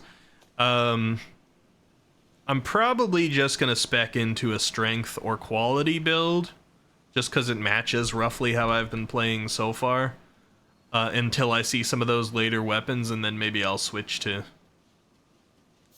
so, you know, I don't know, Dex Arcane. I don't know what they are, but if it's like a nice, bloody, cool weapon, maybe it'll be Dex Arcane. A little bit of I don't know. I'm trying, like I said, I'm trying not to let the previous Souls experience bias this one, so that it can be kind of its own thing. You've played through 4 times, all silly builds, and they all work well enough. I like to do that. My first playthrough of Dark Souls 3 was Thanos. Back before Infinity War came out, and I was playing with a Cestus, I think. Castus, however you say it. The fist weapon. It was fun. I like the silly builds. Quality has always been kind of a favorite of mine, because I like having the strength and dex both built in, and it made for a really powerful glaive build in DS3. But we'll see, we shall see. Ooh, Strength Arcane. Strength Arcane might be fun. You're gonna start a co-op character with your friends soon. Yeah, are you gonna do that mod that came, I think it came out, right? That's like seamless co-op, so you can just play through the whole thing together. I'm really looking forward to doing something like that after my first time through. So one thing that I am kind of letting bias this as a Dark Souls vet, and I'm sorry a little bit for it, is the fact that I haven't used my summoning bell once. So like the NPC summons have not used them. And player summons very much haven't used them. And I'm kind of planning on not summoning for anything my whole game if I can help it. Now that's just a stupid me challenging myself and ignoring a new mechanic that they put in Dark Souls vet thing that I'm just admitting to, okay? I know there's no reason to do that. Whatever next playthroughs I have after this first one, it's like all bets are off and I can just use whatever. For some reason, I'm deciding to go summonless. Your first one was just trying to make a Puss in Boots after you saw the new movie. Hey, homage for that. You did the same on your first playthrough. Yeah, there's just something like ingrained into the Dark Souls vets. I don't know what it is. Is that one or two big hands? I think that's one. Now, if I do this and run, can I get out of here before you see me? It was the wind. All right. Are you investigating? Oh, you're not even. Okay, you're good. Not a very investigative finger. That's fine. I got no flasks. I don't like these guys. The little baby ones are fine, whatever. I'm in the shadows.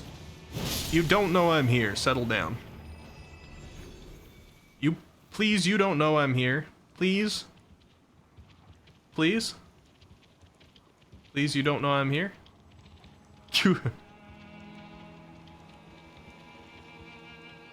Stop it, man.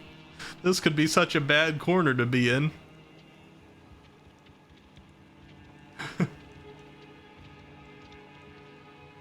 Took me like, I see the no spoilers emote directly after what you said, so I'm gonna choose not to read it. Yeah, this is an entirely blind playthrough. Oh, he saw me. Get out of here. It's an entirely blind playthrough, so both me and my chat wanna... Ooh, ouch. Actually, that didn't really hurt, did it? Wanna not say anything. Yeah, no worries, no worries. I never know, like, the best way to inform about that, because I feel like it comes off a little aggressive if I say it as soon as somebody shows up. If I'm like, welcome, new person! By the way, no spoilers! Alright?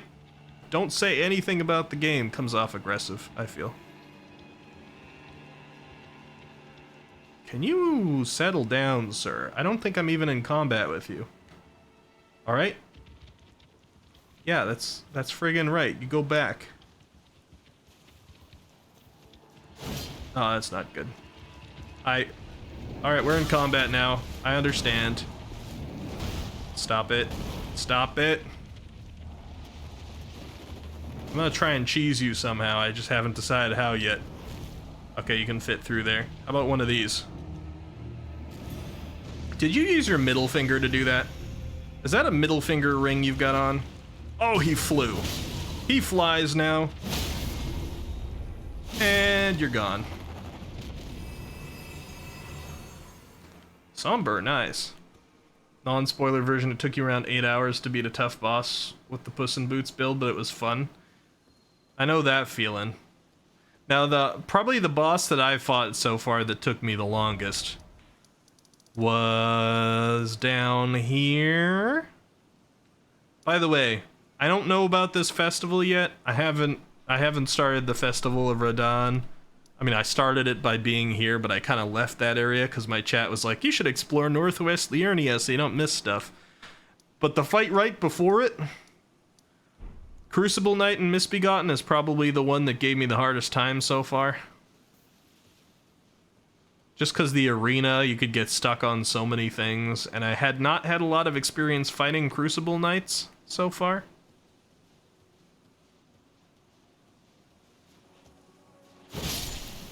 But I know that there's got to be much worse to come. In general, I've got to say that my experience in this game has been significantly easier than most Souls games, but I also know that it's longer, and that I'm not very far into it. I've defeated Godric and Renala, I think, are the only two that I've gotten runes from. Liar ahead, alright. Your first build was horrible for that fight? No horse ahead. You said your first was the Puss in Boots one, right? So I assume you were probably using a rapier. Which is, yeah, definitely not usually good for fighting more than one enemy at once. And a bunch of people say this game's far too hard, they should play Ninja Gaiden. I don't really... Okay, again, I'm not very far into it. Currently, I can't understand why another Souls veteran would say that this game's too hard. Because at first... Oh, there's an enemy. I'm like, I know that somewhere around here somebody should give me my Estus back. Still not. Still got me feeling like there's areas around here I haven't explored. And I kinda... Oh, I thought the game was gonna crash for a second there. I kinda wanna explore it all in one go so I don't have to go around killing all the hands again before I actually go inside there. I have been around here. I just gotta be careful if I decide to run around to find them real quick, because then I'm just gonna activate everything. Pure Dex, double thrusting sword, and sometimes parrying dagger, and you forgot to level your health the whole time? I see. Yeah, I learned pretty early on in this one, I'm like, I'm not used to leveling my health too much in the Souls games, but I'm like, I think I'm gonna want health in this game. Because while a lot of things, their patterns aren't too bad, and you get Estus back like crazy, or flasks, sorry. There's definitely areas, like as soon as you get to Caelid, for example, it's just like, well, every enemy can one-tap you now. Altair says, I tried Ninja Gaiden a long time ago without any knowledge of what type of game it was. Never got past the first boss. I hear that a lot. Atreus says pure dex double rapier, which means bleed was prominent, low HP. You had to roll a lot. Yeah, Matreus knows the game well. Those keen weapons, not bleed. I see.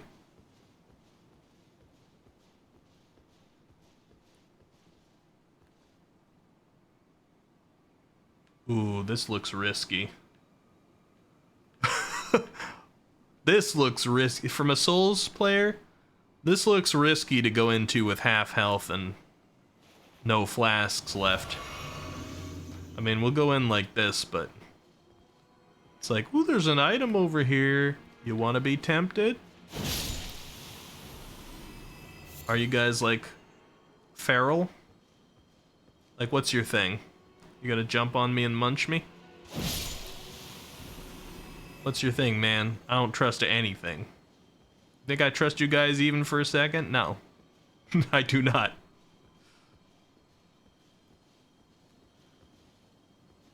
Am I the only one here who thinks Ninja Gaiden's not that hard? Haruru. Ninja Gaiden is one of the games that has, like, the biggest reputation for being hard. Like, more so than the Souls games. Do you happen to be like a Toho player or something?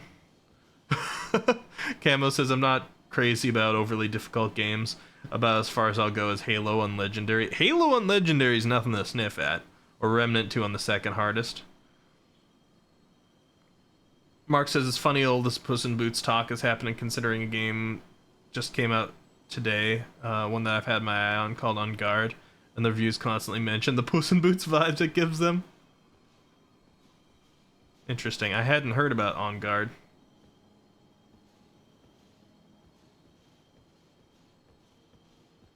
You finished them easily? I wonder if the version of yourself playing the game at that time would have actually said that, or if this is biased memory. So this, I don't think that when I was out in the wild, there were swords stuck into the ground everywhere, that there were those spells.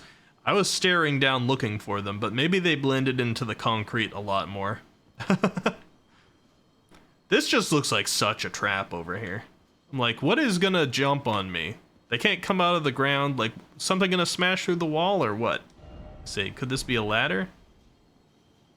I don't think so. Is there a ladder to kick down up there? No? Alright, fine, take the item. Somber Smithing Stone 3. Subvert my expectations, why don't you? That's fine.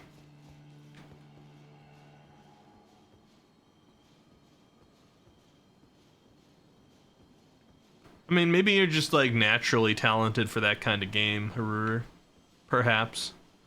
I don't think there's any questioning that it's a tough game if the vast majority of players can't do it. Which seems to be the case with Ninja Gaiden. Although some people, I've definitely found some people argue about what counts as hard because some people confuse difficulty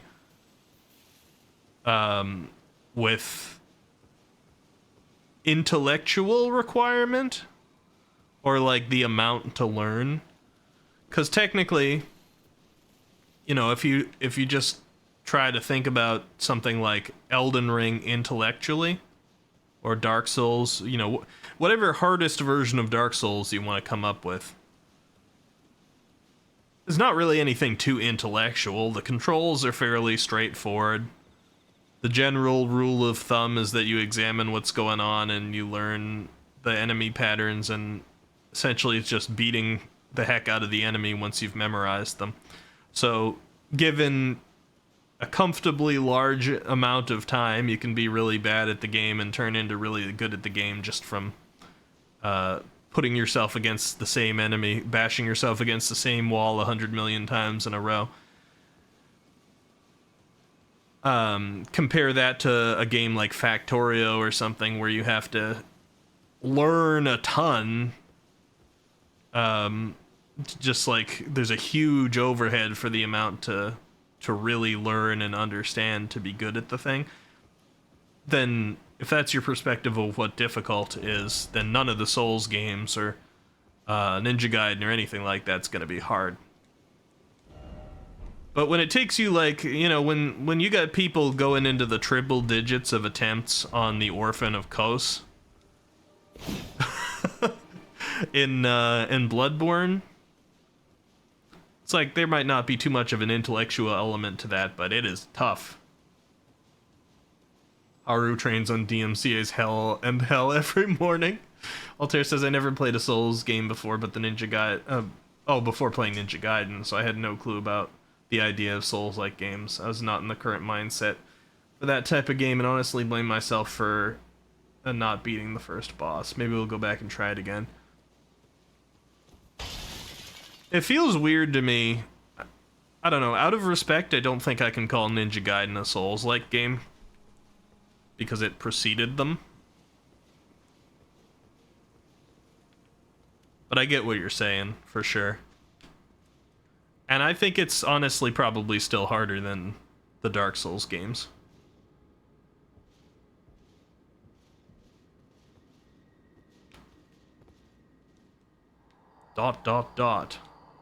Lady Ronnie, we have long awaited you. I pray for your house's swift return. May the full moon shine upon Caria. Okay, so...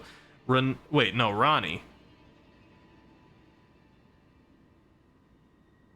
Not Renala. Okay, I was gonna say, okay, so Renala did kind of separate. Ronnie the witch, who was basically said to be Renala's daughter during the boss fight. So maybe Ronnie and Renala quarreled? Or maybe Renala left Caria because of Ronnie? I don't know. Okay, that somehow fits into the lore that I was trying to figure out earlier. Now, I don't know how it fits yet, but that's an extra little piece for me to play with when I'm trying to figure out this lore. Ronnie left the House of Karia. Amicably or not, I don't know. That guy's praying for her return. I haven't seen Ronnie since the beginning of the game, actually. When you figure out combos for each type of enemy, it's easy to juggle them. Ah, fair. It's not Souls-like, though. The bosses are kind of Souls-like. Yeah, people have different definitions of what they call that. That's why roguelike gets used for so many different types of games now. So much so that people have had to start saying roguelite just to have less arguments about it. Neo's a Ninja Gaiden Souls-like equivalent. I see. I should play that game someday. Hydrate and stretch will do. Let me have some water. I also gotta stop pretty soon, guys, because I'm feeling my illness that I was talking about today creeping up on me. I need a rest. I don't really want to stop yet, but I really should stop soon because I'm not feeling too well.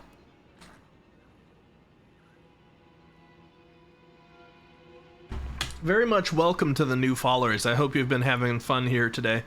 I might be a little bit, I don't know. I don't feel like I've been that much lower on energy or that much like more random in my rambles, despite the fact that I am a little under the weather. I think I've been doing a pretty good job at holding it together. But sometimes you get a little bit more energy. We're gonna have an Undertale stream coming up pretty soon because I just played. Undertale was completely blind to me in spoilerless too. I just played the first episode of that last week at one point, and I voice acted the characters. I'm like, that was kind of fun. So I'll go back and play another one. Sometime when I have the energy to do that again, which will probably be at the beginning of this next week, or maybe on Sunday, we'll see. Matreya says, yes, sorry, when I say Souls-like, I just meant games that have very challenging bosses. Yeah. Like I said, people have different definitions they'll go for. Any Metroidvania is actually kind of loose. Souls-like is loose. People have said, like, Foddy-like, or Foddiest for difficult-to-control games now because of getting over it. Oh, boy. Camo says, that reminds me, the other day I asked my friends what the difference was between roguelikes and roguelites, and we were all confused. So, honestly, not really any difference unless you're talking to people who get mad about you. Basically, the term roguelite was just invented to stop arguments, because rogue, which was the original game, the reason it's called roguelike is because they're comparing them to Rogue. Rogue was an ASCII art game, which means it was made with, like, you know, the at symbol was your main character, and there were, you know, the up arrows for trees and things like that. It was an ASCII game. Every time you played through it, it was, you know, procedurally generated. Not terribly intelligently at that time, because it was early on, but it was procedurally generated. I don't trust this. I'm gonna explain this before I go out here. There's definitely, like, gonna be a dragon that drops on me, or hands crawling up the side of this thing. I'm gonna be comfortable in here for a minute, because I needed to do the stretch anyway. Let me stretch. Quap-like sounds so much better. It does. But anyway, basically a roguelike is thought to be, if you want to be very strict to the definition, or maybe not even very strict, but just close to being very strict to the definition, it's anything that's procedurally generated, so each different time you play through it, it's different. It has permadeath, so each time that you die, game is over. And then you can go even more strict and say that it has item discovery, where the items are different each time, or that it uses ASCII graphics, because some people even go that far. However, that just doesn't evolve well with modern games, especially asking for ASCII graphics. And typically, people who say, you know, it has permadeath and the game starts over, means that there's literally no progression if you die. If you die, everything's lost. and the game is basically in the state that if you had gotten it, you know, day one, it would be there. Completely everything gone. So, roguelike applies to any game that uses those elements. So in my mind, it really just kind of means any of them. But roguelite started being used so that the elitists, who were very purist about what counted as rogue. Hi? So that they didn't fuss with it so much, and basically roguelite refers to things that have elements of rogue, but they don't have all the elements. And they'll do things like have better graphics, and they'll have a sense of progression, like Isaac, for example, which is, you know, Binding of Isaac is one of the more popular roguelikes out there in modern times. Binding of Isaac, you can unlock other characters, you can unlock other items, so that different things get factored into the progression as you play different rounds. You know, typically Rogue wouldn't do that. You literally would have no sense of progression.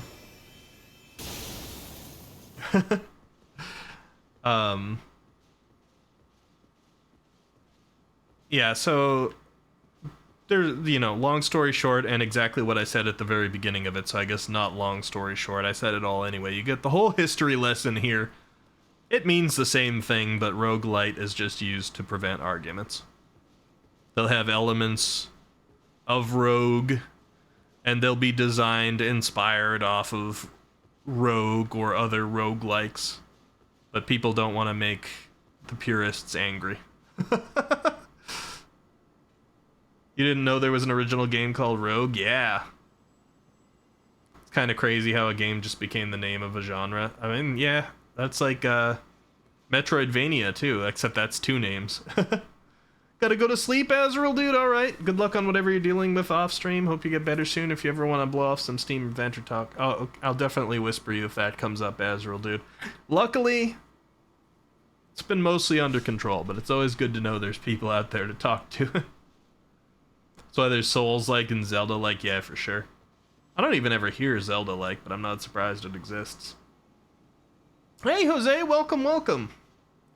You enjoy a good video game history lesson?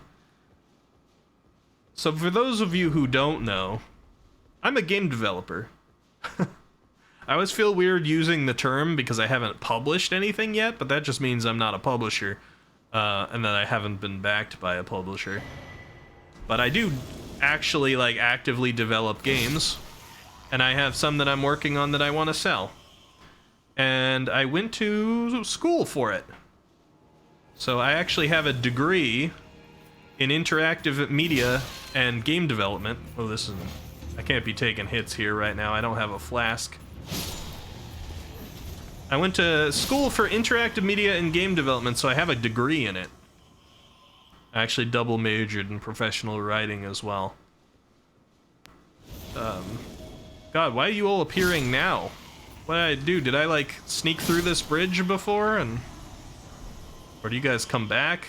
This is getting a little bit dicey for somebody with no Estus.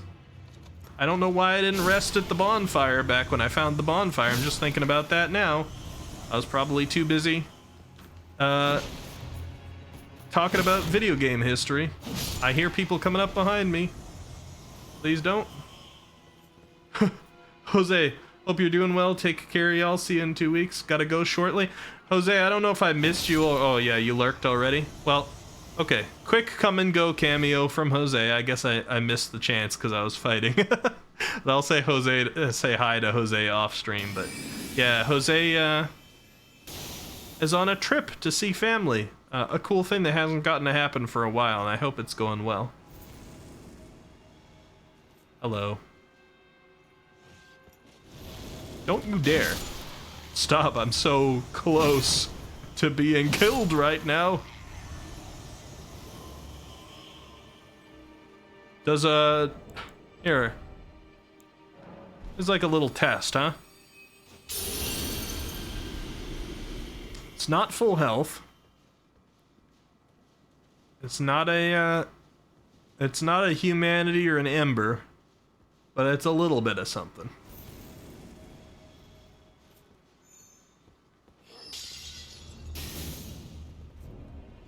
Can you not?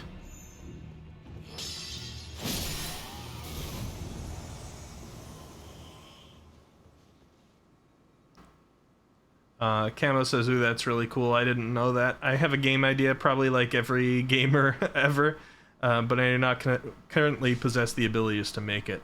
Yeah, I mean, that was me a lot when I was younger. So I was like, I'm gonna get those abilities. These guys just come back, huh? Is that what I'm seeing here?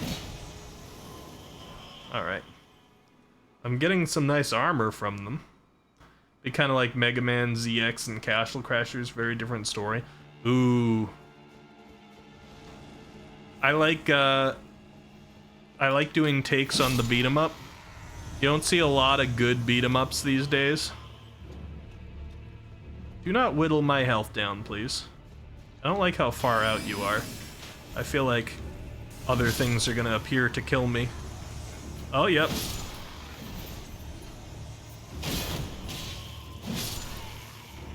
Can you not?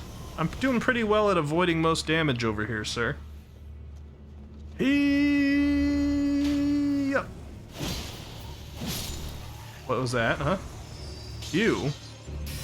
Roll! Ah, you got me.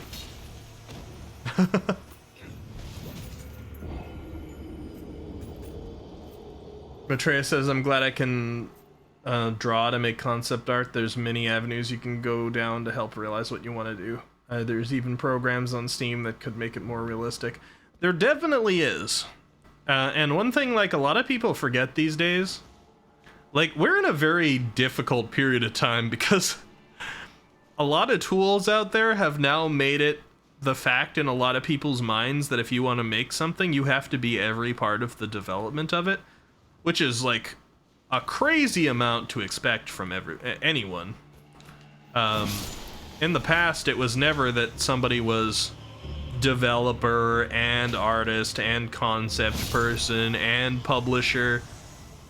There were usually multiple of each of those things, and you gotta get music and sounds, and you got people who are solo creating games and solo streaming. People are their own bosses out there on the internet all the time.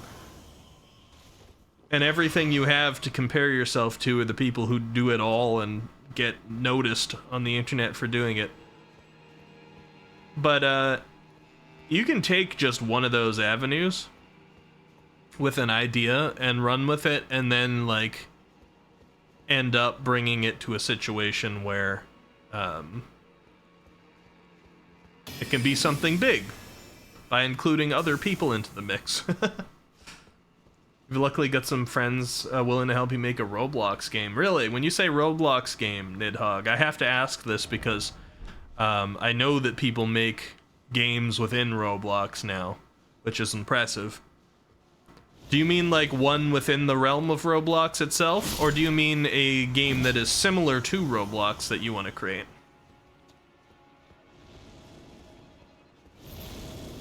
I know. You weird, sneaky bridge thing.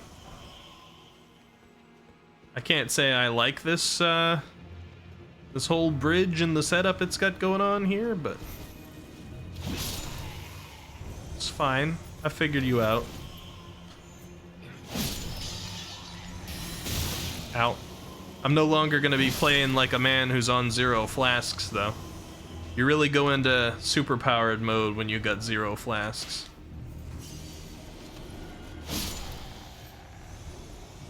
Alright. Big sword guy? Oh, there you are. Yeah, that was just a warning swing. Sippy.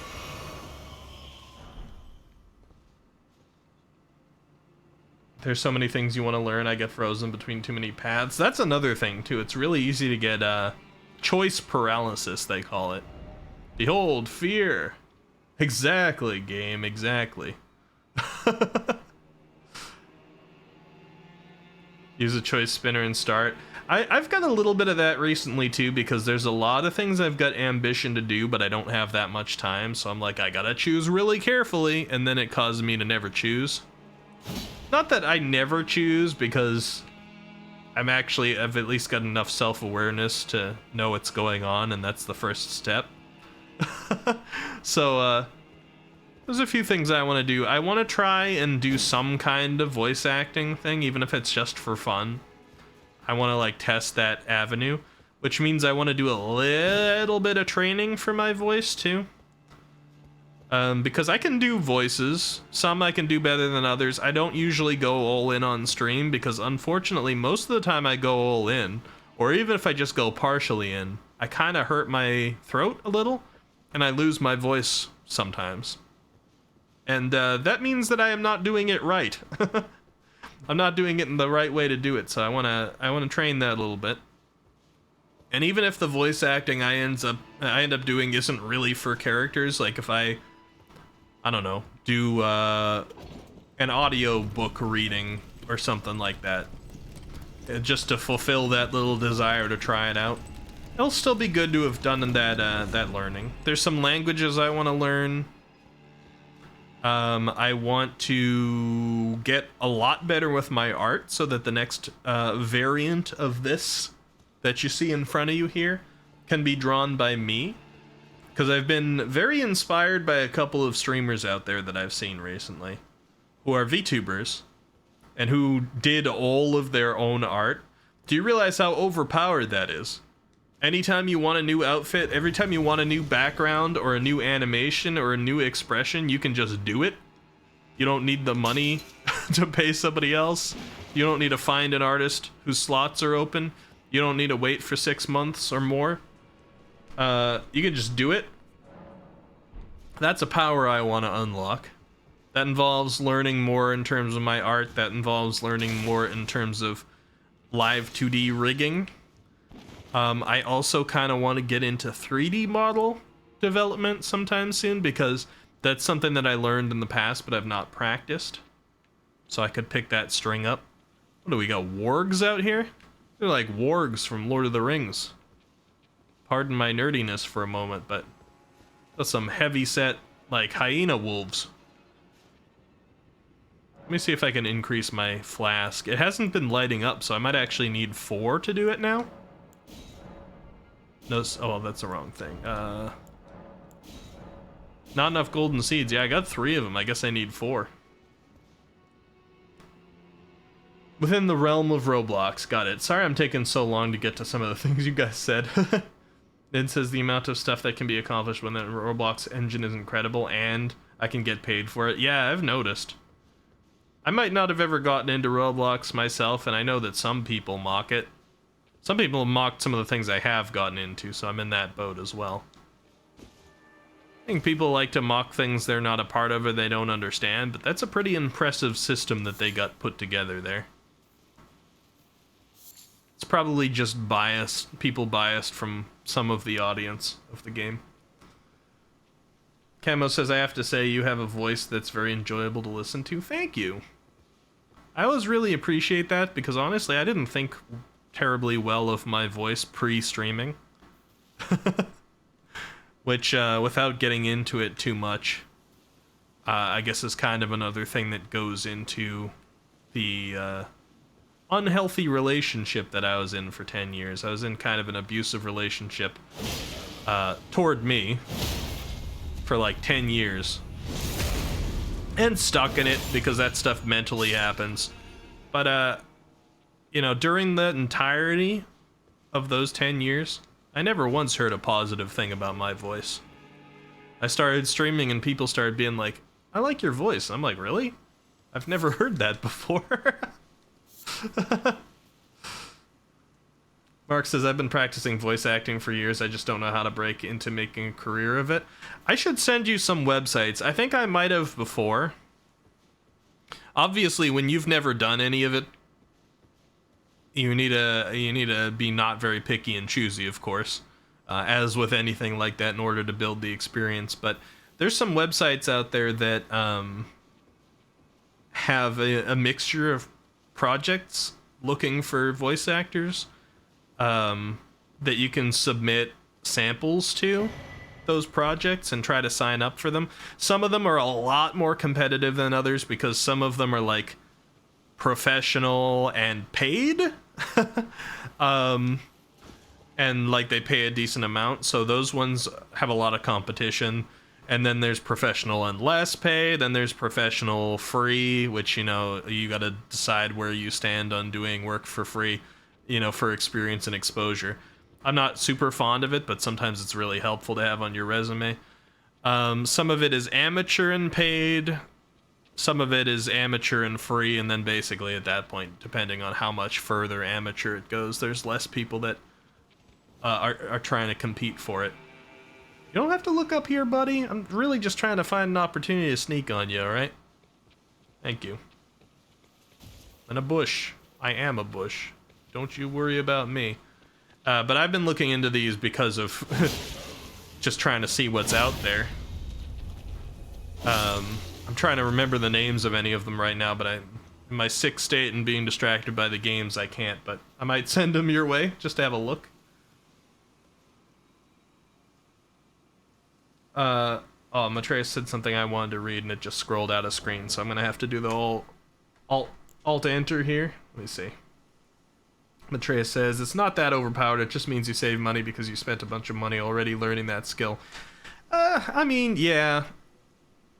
I'm just saying it in a way that sounds funny and cool. It's more like imagine the amount of power you get from it. It's gonna feel overpowered. If you go into everything it took to learn it, then sure, it's earned, but still kind of feels OP a little bit, in a good way, not in a way that hurts anybody. Uru says, nah, I'll still mock Fortnite, it's easily mockable. Well, enjoy mocking Fortnite when I start playing it, Uru. Because I'm definitely at least going to try it again. I played 2 games of Fortnite back in 2018 or early 2019, around when it was like very new and all about building, and I didn't like it. The game has changed severely at this point, so I want to give it its go, and I know there's a couple of people in the community who play it, and a couple of friends, including one that I've been meaning to collaborate with who plays it, so I'll be trying it out at some point. I don't know if I'll stick with it, because I haven't watched any Fortnite or anything really, except for a little from Castrellia, for those who know her. Treya says, from what I heard, audition for everything. Yeah, at first, when you don't have any experience with it, yeah, audition for everything. Throw a huge wide net out. And honestly, like, if it were me, even if I was doing some unpaid work just to get something on the history that I could say, hey, my name was credited in this thing, I'd probably do that too. Which means I probably will. If I decide to go down that avenue of just approaching doing one of those. Camo says, I feel like I have no control over my voice. I've watched a couple of videos on voice manipulation, but I've not had any success in my few attempts.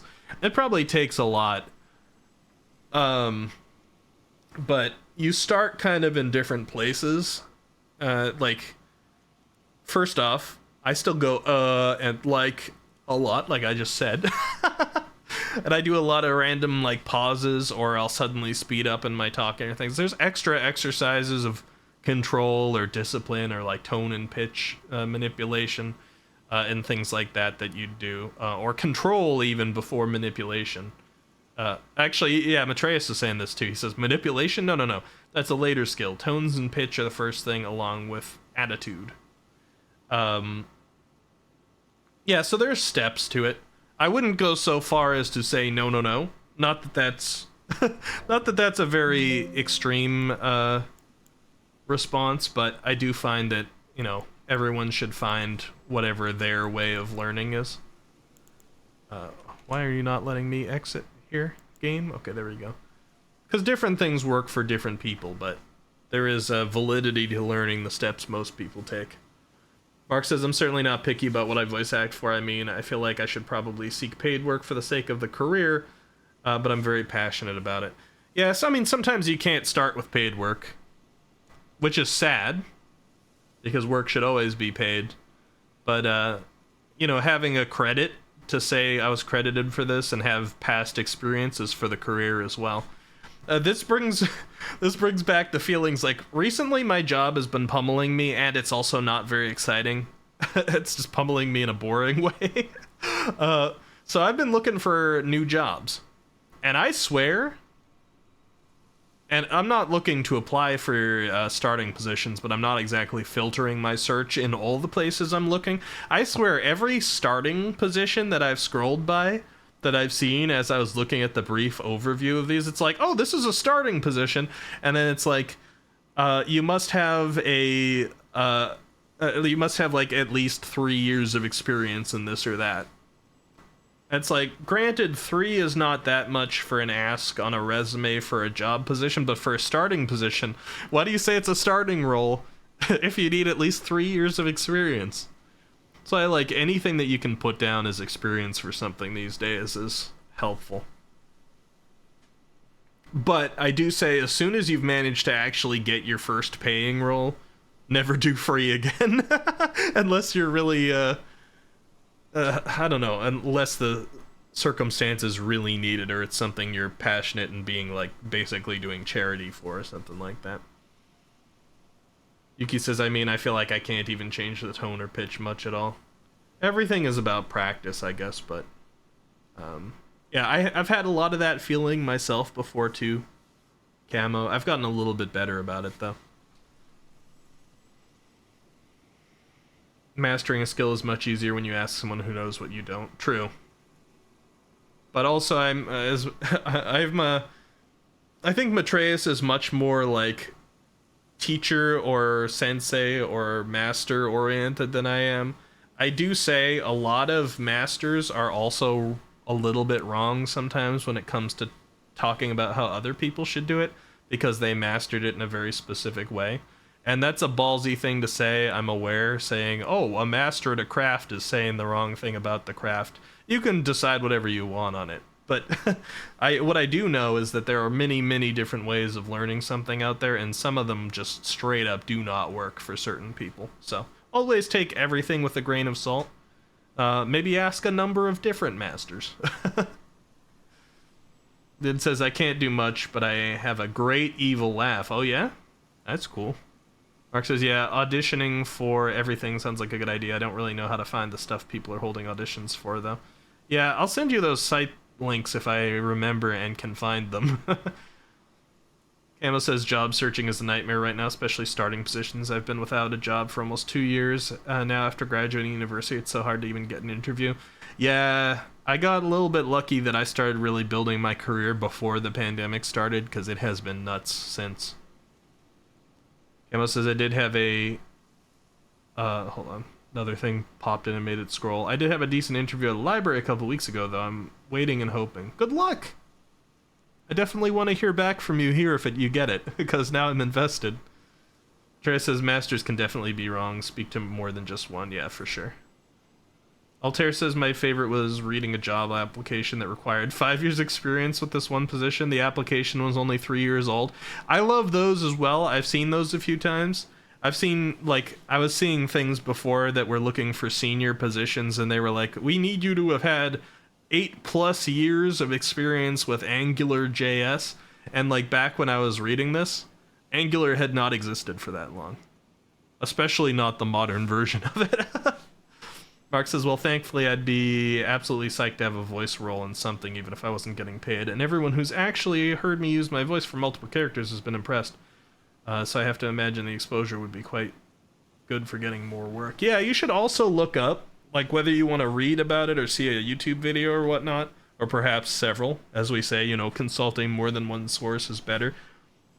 You should look up putting together a portfolio, or, like, I forget what they call it. Because there's always this, like, there's this actor and voice actor kind of tape that people tend to submit, or voice files. There's a specific name for it. That's just kind of one that you have prepared to generally hand out to a group of, like, you can hand it out to any people as your, this is my reel, you know? Let me bring this back up. Yuki says, oh, I'll be telling everyone if I do get a job, I need it so bad. By the way, I'm sorry. I know I get invested in talking to the chat. I guess anybody I'm apologizing to is probably left already. I think we dropped from 19 to 13 while I was mostly paused talking about voice acting and stuff. I know. I know that's not Elden Ring. I know some people were watching for the game. I'm sorry. I'll get moving here. I just like to do it sometimes. I gotta bring in like Peepo Talk, I think is one that people use sometimes to remind the streamer that they've been chatting for too long. Gonna bring in Peepo Talk and let you guys remind me to play. Nid says, I unfortunately can't add 4 years of babysitting to my official resume. I mean, you can. But that's another thing I take an abnormal approach to that not everybody agrees with. You know what my resume had on before I had a lot of job experience? My resume had the volunteering with feral cats that I did starting back when I was 9 years old. In the 90s. As, like, some of my history. Because you know what? It still says a little bit about you as a person. Sometimes it causes a talking point, and in this world of oversaturation of resumes, if you put something on your resume that's a little different that makes somebody like double take or think twice about it, you have severely increased your chance of them remembering your resume and possibly being interested in talking to you about it. You don't want to look like everybody else's resume. And what's the worst you're gonna do? Like, not get a job that you... like, you don't think you can get the job and then you won't get it because you put something on your resume? That's not gonna happen, really. It's not gonna have that effect. Can only really be positive most of the time unless you're like, I was a cyber stalker for 4 years. Maybe don't put stuff like that on. You're not here for the game, you're here for the voice. Thank you. I think a lot of the people who've stuck around are kind of here for the streamer, but I know some people want to see the game. Volunteering with feral cats sounds fun. It was. It also bloodied me quite a number of times, but it also resulted... Ooh, big guy. It also resulted in me having a lot of really awesome cats during my time. And fostering ones that I didn't even adopt. With my family, I mean, I was too young to do most of the fostering myself. Got a ladder over here, so allow me to get distracted for a moment. It says, if I didn't talk to the streamer, I'd watch a YouTube video. You're good, bro. I enjoy the engagement personally. I'm glad. I mean, that's largely what I'm supposed to be here for. Honestly, I wasn't planning on having my streams be mostly gaming to begin with. And even with the newer schedule, I was thinking, like, oh, we do 2 hours of talking and hanging out and whatever I feel like bringing up on browsers or whatnot. And then 2 hours of games, and that would be our normal type of stream. I haven't exactly stuck to that. We've been mostly gaming, but I do like the idea of variety and entertainment and hanging out, keeping each other up to date with our lives a little bit, you know, at least, you know, while we can. I'm hoping I'll always be able to find a way to engage well, even if I do grow large. It's not a problem I have right now, but it's a problem I'd want. But yeah, I like that stuff a lot better. And if I'm doing the gaming too, sometimes it's nice to mix it up and do stuff that's not the normal gaming. Which is why I want to do some things like the randomizers at least, so you guys can see some content. Maybe start doing some mods, some randomizers, some competitions. So you guys, when it does come to the games, you can see some stuff that isn't just like the cookie cutter, everybody else is doing it type stuff. Is that all that was up here? Seems a little odd. Do we have an illusory wall somewhere? I forgot to check, by the way. Is the term old codger in this game? So I mentioned it earlier, but I like the fact that EG, I think his name was, referred to himself, it is, as an old codger. I looked at the ground at that moment because I was surprised nobody put like old codger ahead or something, because he used those words. And that's been a Dark Souls message term for a long time. I'm like, it's funny that they said it.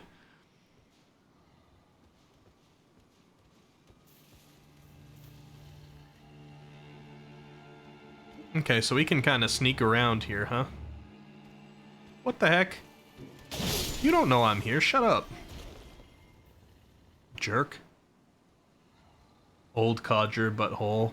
Please no. Don't do that to EG. I only just met him, but I'll still kill all of you, or something like that. I don't remember the word, the term, the phrase. 4 years of babysitting includes people management, cooking schedule, time management. Yeah, and it also says that you did something. It's better than an empty resume. Really? You somehow know I'm here too? I feel like you guys are cheating a little bit.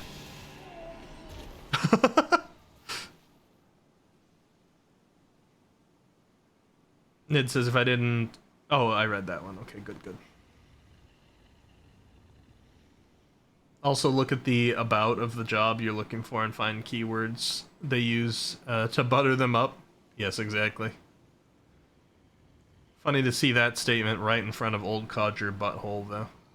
Mark says, the other day I was looking at mods for Sonic Adventure 2 and noticed there was a mod called Sonic Adventure 2 versus Chat that's specifically for streamers. Oh, God. I've seen some of the specifically for streamer mods out there, and I definitely want to play with some of those. He looks... That looks like a challenger right there. Can you, like, not notice me for a minute, though? Because I want to take on... I don't really want to take on, but I also do really want to take on, you know? It's one of those situations. It's like... I'm getting myself into it here. I shouldn't... I probably shouldn't have gone for your face. Not even in here on time, right? Yeah. Should have just continued to beat on you. I have to, though. This is just my life. This is me as a Souls player, okay?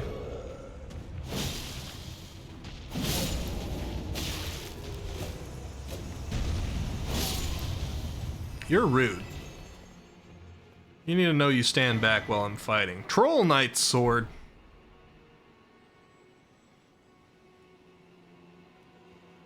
If I play Sonic Adventure 2, maybe I'll have to throw that thing on for chat, since I am familiar with Sonic Adventure 2. I mean, it's been many years since I played it, but I did play it through, so I don't need to worry about getting the pure experience. It's an interesting greatsword. I see. Any game where the chat can actively mess with the streamers sounds like fun. Yeah, there's definitely been a few. Dead Cells is one of those. I've got Dead Cells in my library. I've never played it. I've considered that there. Greatsword embedded with a blue glintstone, I said. Blue glintstone. Blah, blah, blah. Okay, let me have a sip of water. My sick is definitely catching up with me. I should have stopped playing a while ago, so forgive me if I have to end shortly, guys.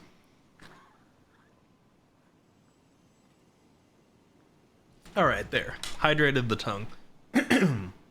Weapon of the Trolls in service to the royal family of Caria, called into the service when the queen invoked an oath they swore. The Trolls are treated as true knights of Caria and fight arm in arm with their human comrades.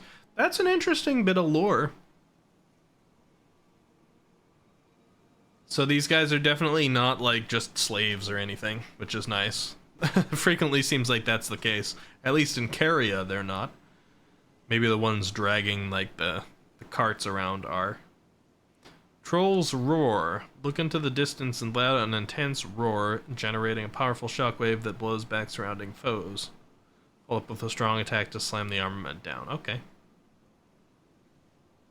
Heavy load. It's heavy in general. Requires 18 intelligence.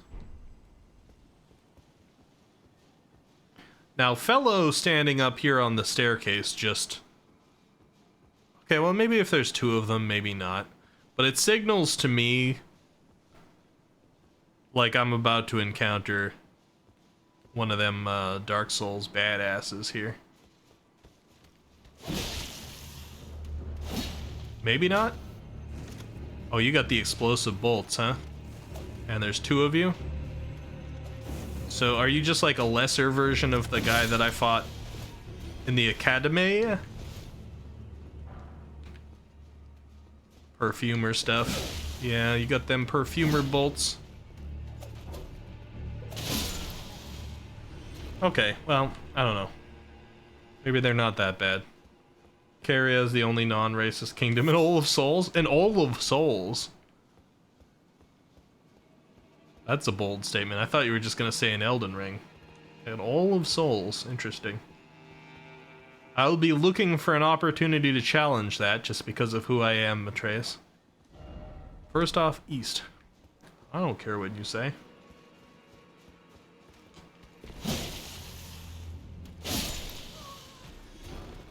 Page garb.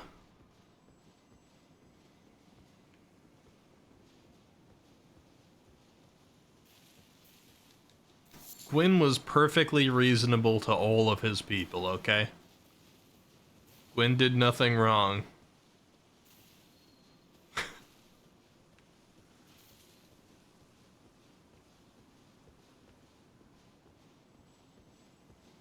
$17,000 runes. I don't mean that, by the way. We got a... Oh, that's a stake. I thought it was a summoning pool. I was like, why can't I activate it? Does that mean this is a boss, perhaps? Boss ahead? Try parrying?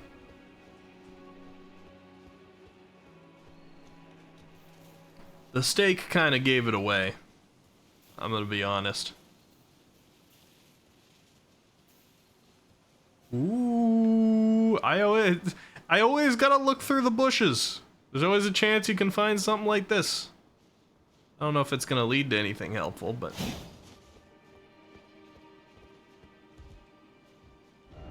Jumping? Oh man. Try jumping. It's a back and forth like jumping puzzle thing.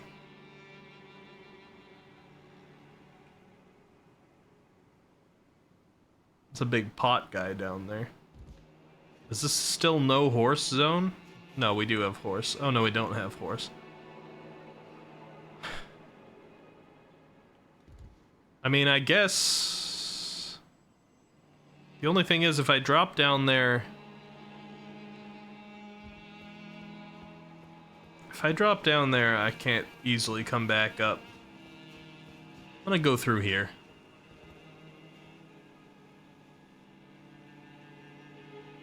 I've missed a few areas of the manor, but we can go back through. Really? I've been trying to be as thorough as I could. I mean, let me check out like the bottom of this area, because I did come around the top.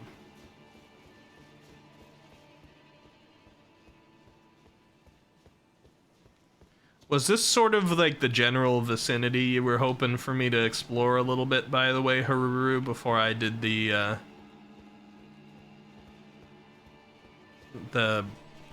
Festival of Radahn?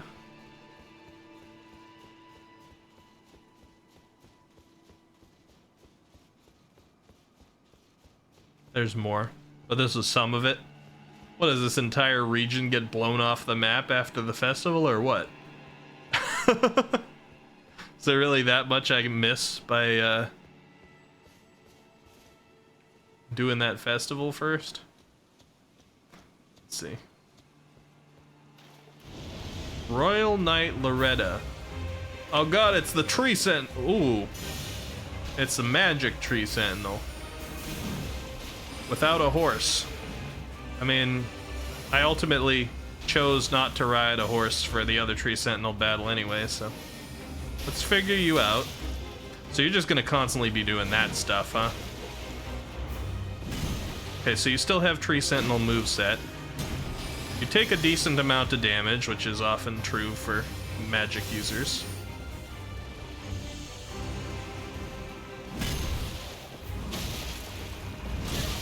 Ooh, ouch. You don't hit as hard as tree sentinel. At least not as hard as Tree Sentinel hit me back then. I've been through worse.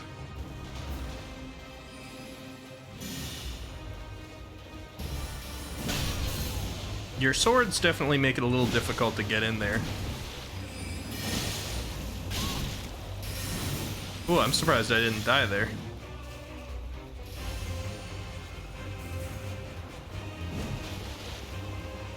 Alright. So, your physical attack's pretty easy to dodge, like Tree Sentinel. They're mostly the same.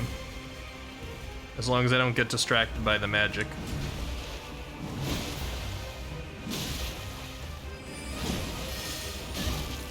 Alright, get out of there. Alright. Really tried to end the job right there. I see you. What you doing? Phase 2? You glintstoned your... Uh-oh.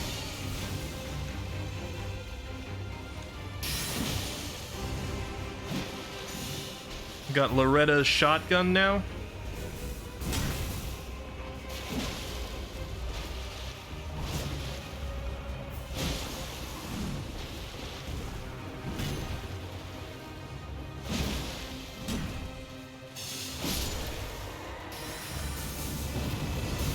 Miss me.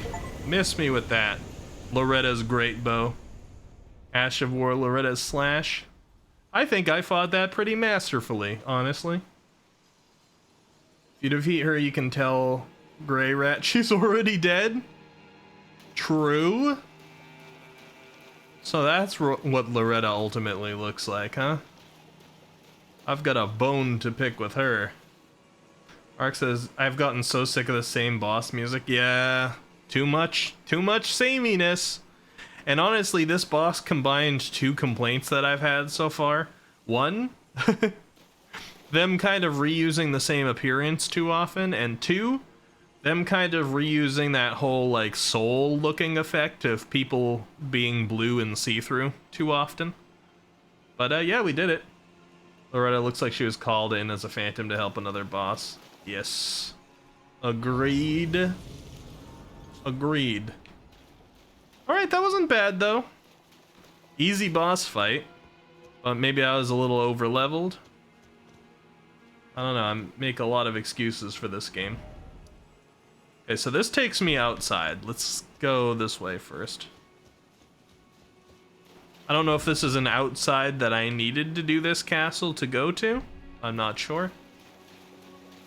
But we do have one of these, like, weird things that has always been associated with space so far. I don't know what these actually are, but I didn't expect to see one here. Unless, like, I guess the magic might come from space.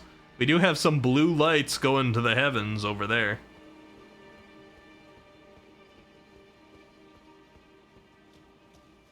What do you got to say? Liar ahead, liar ahead, hidden path ahead, liar.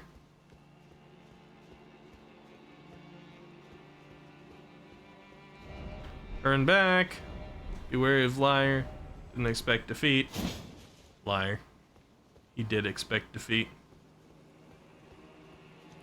Alright, nothing back here? Nothing in front of this, really? Nothing? Just a bunch of nothing? Maybe this is relevant later. The outside is the goal. Now tell me this. I guess it doesn't matter now that I got a bonfire in here, so don't tell me anything.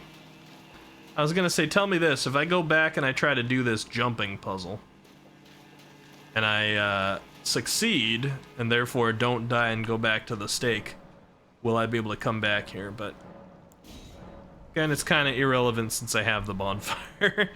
Let's see. Need 30,000. I can do that.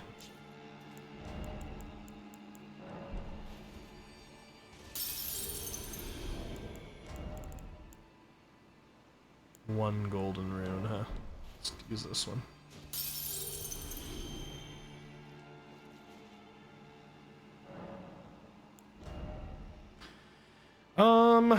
Let's do vigor. Brought ourselves down to 51 runes. Alright, sneak mode. So we don't get the attraction of anybody who is on the staircase. I'm still playing with the debuff, by the way.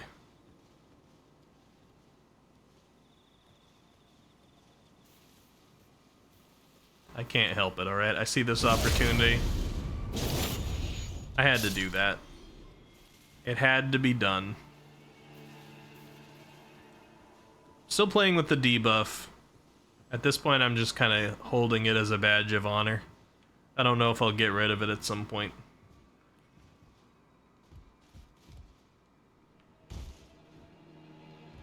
Alright. Yep.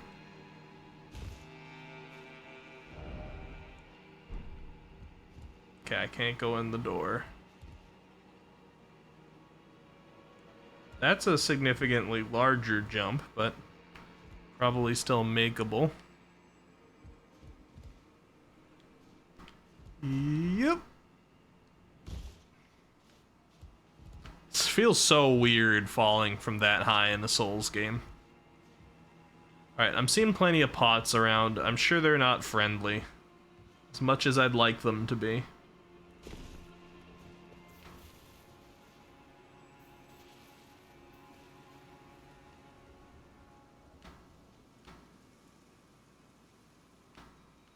You know what? Come here, sir.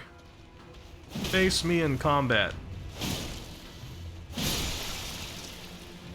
Splish splash. I'd be taking a bath. Bathe me in your living jar juice.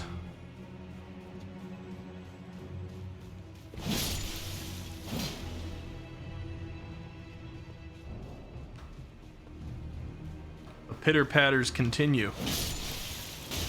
More and more of the little jars emerge, waiting to be splashed.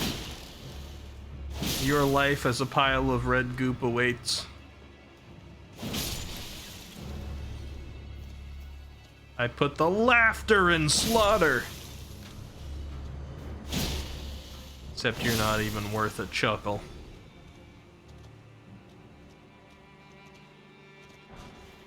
Crystal dart. Sorry, what happened? I like blacked out there for like 2 minutes.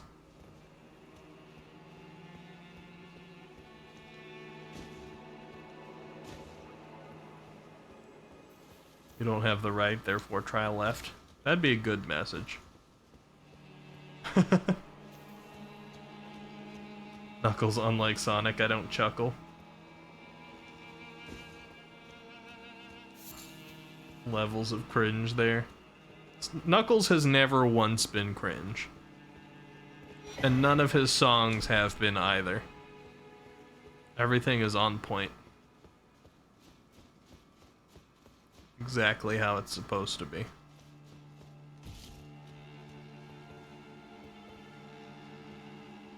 Pumpkin Hill is a bop. That's true.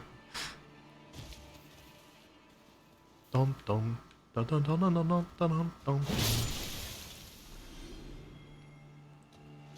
Dunka dunka dunk dunk dunk. Alright, it almost feels like I'm smashing these pots for no reason at this point. Like, where does this all lead me? Where does this go? Is there a Crucible Knight at the bottom with an Ash of War?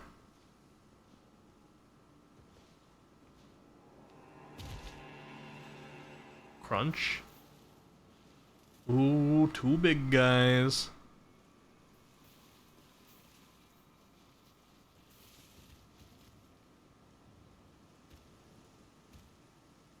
Yeah, that's what I thought.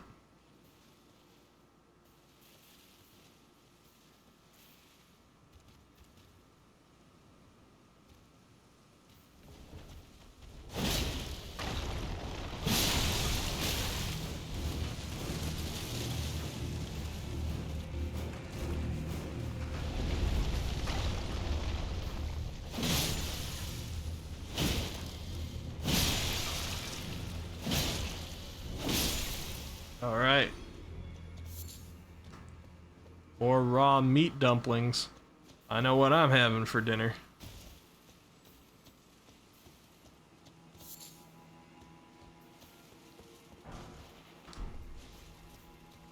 I was supposed to stop streaming a while ago. I'm not making the best choice for my health here, and after all this talk about health on today's stream, I really should have stopped. But part of the thing that's got me not stopping stream as early is because, honestly, I've been feeling sick enough that I may not stream tomorrow. Even though that's one of our planned ones. Because my voice not feeling so good, I've been coughing. I've talked to you guys about it, you know what's going on. And I'm working on feeling better. But I may end up needing to cancel stream tomorrow, which means that we wouldn't be able to do the extra planned Elden Ring from tomorrow. And so I'm just going like a little bit longer tonight in case that doesn't happen. You're a bad influence. I do enjoy hanging out with you guys. Like, legitimately, again, I don't know who saw my Discord message or not, and if you're not in the Discord and you do Discord, go ahead and type !Discord there in the chat. You get a link. I'd be happy to have you join the Discord. I do a lot of announcements and things there. But one of the things I said there is I really don't like to cancel the streams because, honestly, carrying grandeur. Not !X, no.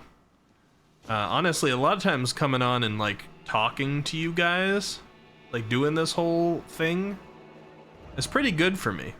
Because being sick sucks. It hurts the mental health and everything, too, so actually being able to come here and talk to you guys and play a game and take some me time, that can actually help me get better sometimes. But if I go too far one direction and talk too much when my throat needed a break and all that, maybe it's not as good. So, it's gotta be a balance. But if I don't show up tomorrow, if I have to cancel, I will say so on Discord, so join the Discord so that you know. And if you don't join the Discord and I don't start streaming, and you were here for this, then at least you know. Alright, so there's a big dragon approaching from that direction. I assume he's a glintstone dragon. We're in a location called Three Sisters. You got a nice, like, weird, sideways, unnatural-looking mountain there. Is that Gelmir? Looks like, probably. That's the volcano. We got one of these, like, church spots that probably has a puzzle associated with opening the door.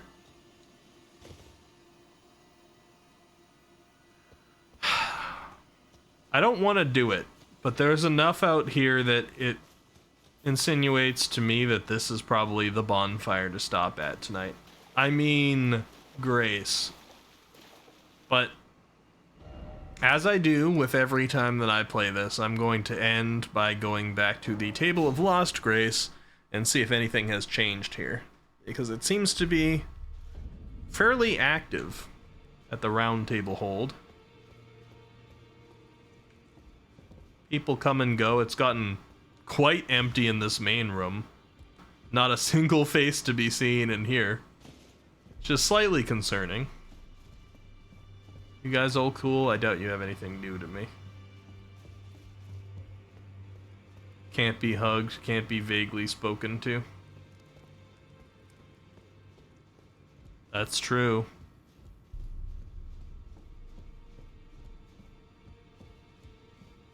Mr. Snuts is gone. And Fia's gone. You're still here, stinking up a storm with all your flies. Honestly, I would have thought you'd be gone more than most of the others. Always good to see you safe. So, did you kill your NPCs? No.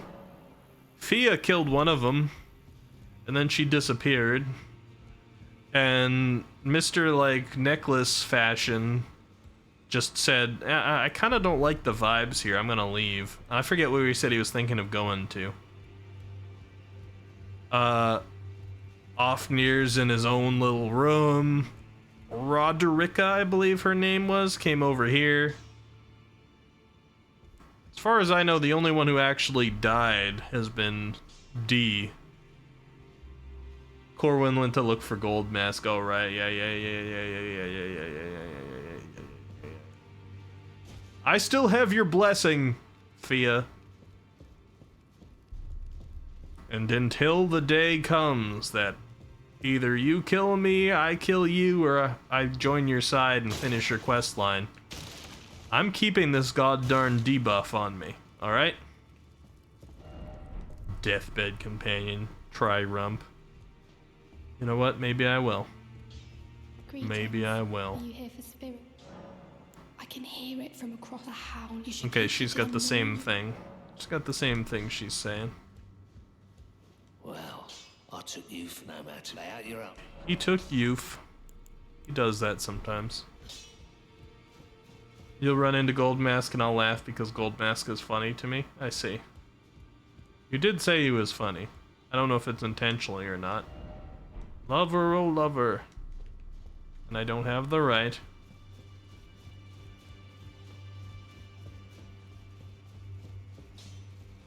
Oop.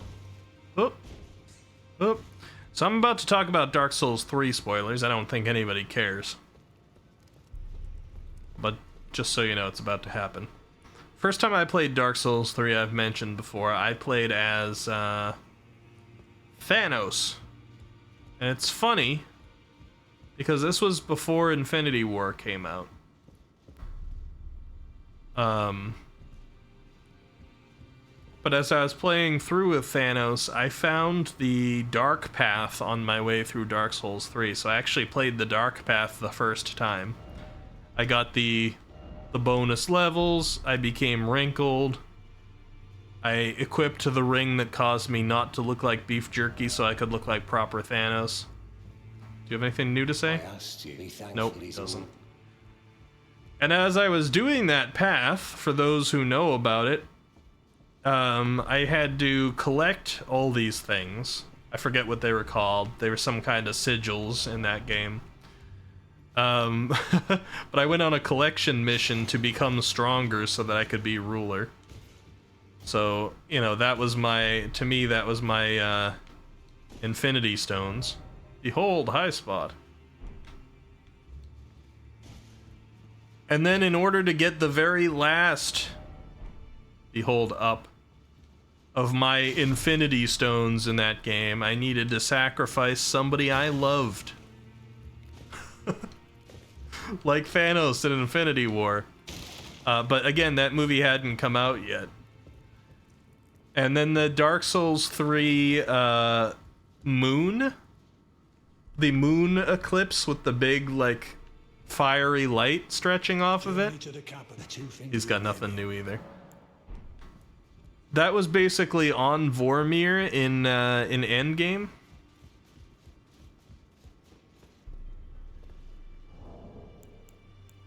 So that game ended up playing out surprisingly well for being Thanos.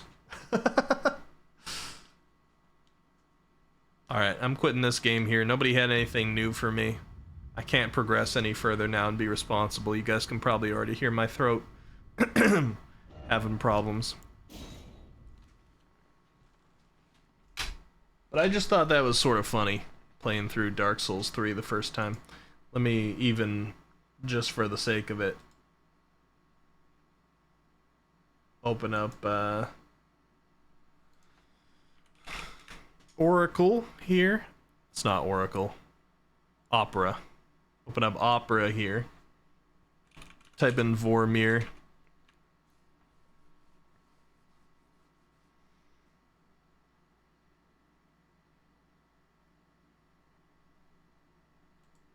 Okay, so I'm gonna open up a couple of images here.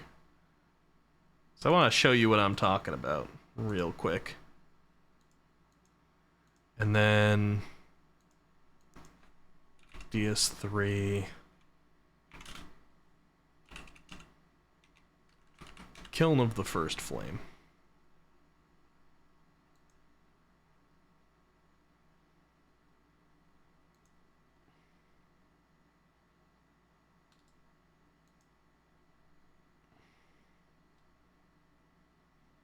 Let me see if I can get a good picture of this here.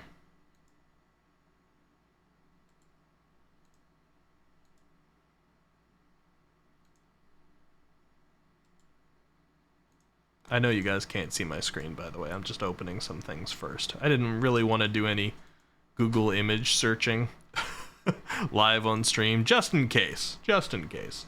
But this is what I'm talking about here. I'm going to share my screen now.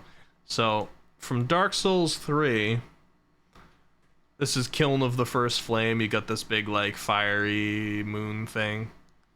The artwork for it right here. Here's Vormir. The sights of Vormir in Infinity War. Straight out of Dark Souls. It's got all the dunes here that the pilgrims died in Dark Souls 3. It's got the whole weird unnatural mountain built up around the dunes like Kiln of the First Flame, like this here. In fact, in the movie, the top of Vormir looked an awful lot like this. It was the mountain where Thanos threw Gamora off to get one of the last Infinity Stones, and this scene here is him receiving that stone at the base of that mountain, like around where the dunes would be, by like the fiery eclipse moon thing. It just worked surprisingly well. I was personally amused by it. So that was my pre-Infinity War experience with Thanos in Dark Souls 3. I guess I could say everything is connected. Jose would have liked that one if he stuck around for more than 2 seconds here. I didn't even... Maybe it says something about me talking too much. But Jose popped in and then popped out so quick I couldn't even say hi. I'm going to have to message him. I hope you guys had a fun time here today. And Jose, if you watch the VOD, I hope that your trip is going well. I won't say where to. I mean, I know you've been saying on your stream, but I'll leave your information off my stream just in case. But I hope it's going well. I hope you're having fun. And I hope everybody is going to have a good night. I have to end here as much as I didn't want to because I meant to end like an hour or an hour and a half earlier than this to be good about my health and the fact that I'm sick right now. I'm sorry, even my brain is getting fried, so I better just start up a raid here pretty soon. But it is what it is. I had fun. I enjoyed our talks. I hope you guys did too. Thank you for the kind words. A lot of you had some to share with me tonight, and I think I kind of needed that. I may or may not cancel tomorrow's stream. So if you aren't on Discord, if I don't show up here, you know why. If you are on Discord, I'll keep you updated there if I'm going to cancel or not. But I may need some time to just like get better, and then I'll stream this weekend on Saturday or Sunday. Mark says, yeah, good times. Got myself kind of hyped up talking about my voice acting. Yeah, you should go look for it. I think, like, let me see. There's some, like, big name ones, so even if you just do some Googling around, honestly, you look at some Reddit posts or do Googling for voice acting work, and a surprisingly large amount of stuff popped up. It's a world that I'm only just sort of starting to look at now, but some of these places are names I've heard a lot of as starting locations for voice actors I've known before. Some VAs stream. Yeah, they do. That's true. Voice acting jobs online. I'm trying to remember what's the name of like one of the main places that I've seen. I mean I can't do the searching while tired and brain fried on stream, I suppose, but it's definitely out there. Real good thing to get hyped about, yeah. Voice casting, voice acting, voiceover, yeah. Okay, let's see. Who's online? Actually, a lot of people. Babby Whiskey is online. Babby Whiskey's doing art. Babby Whiskey is somebody who recently raided me.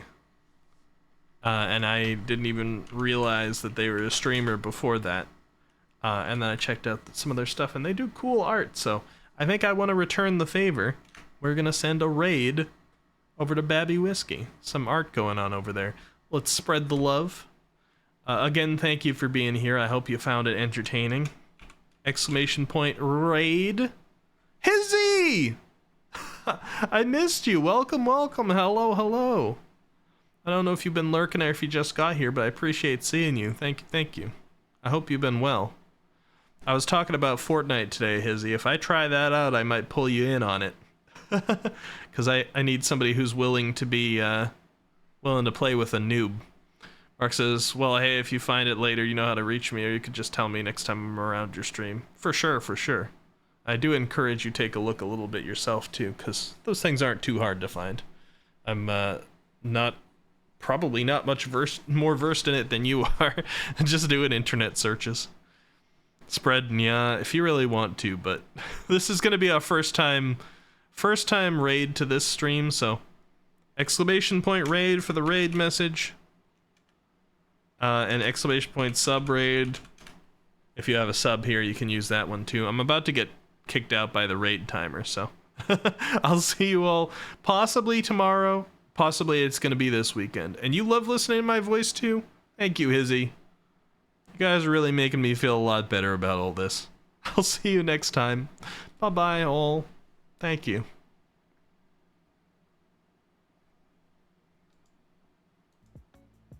But then later on, it kind of just fell out, and I didn't like it. But yeah. Eccentropy!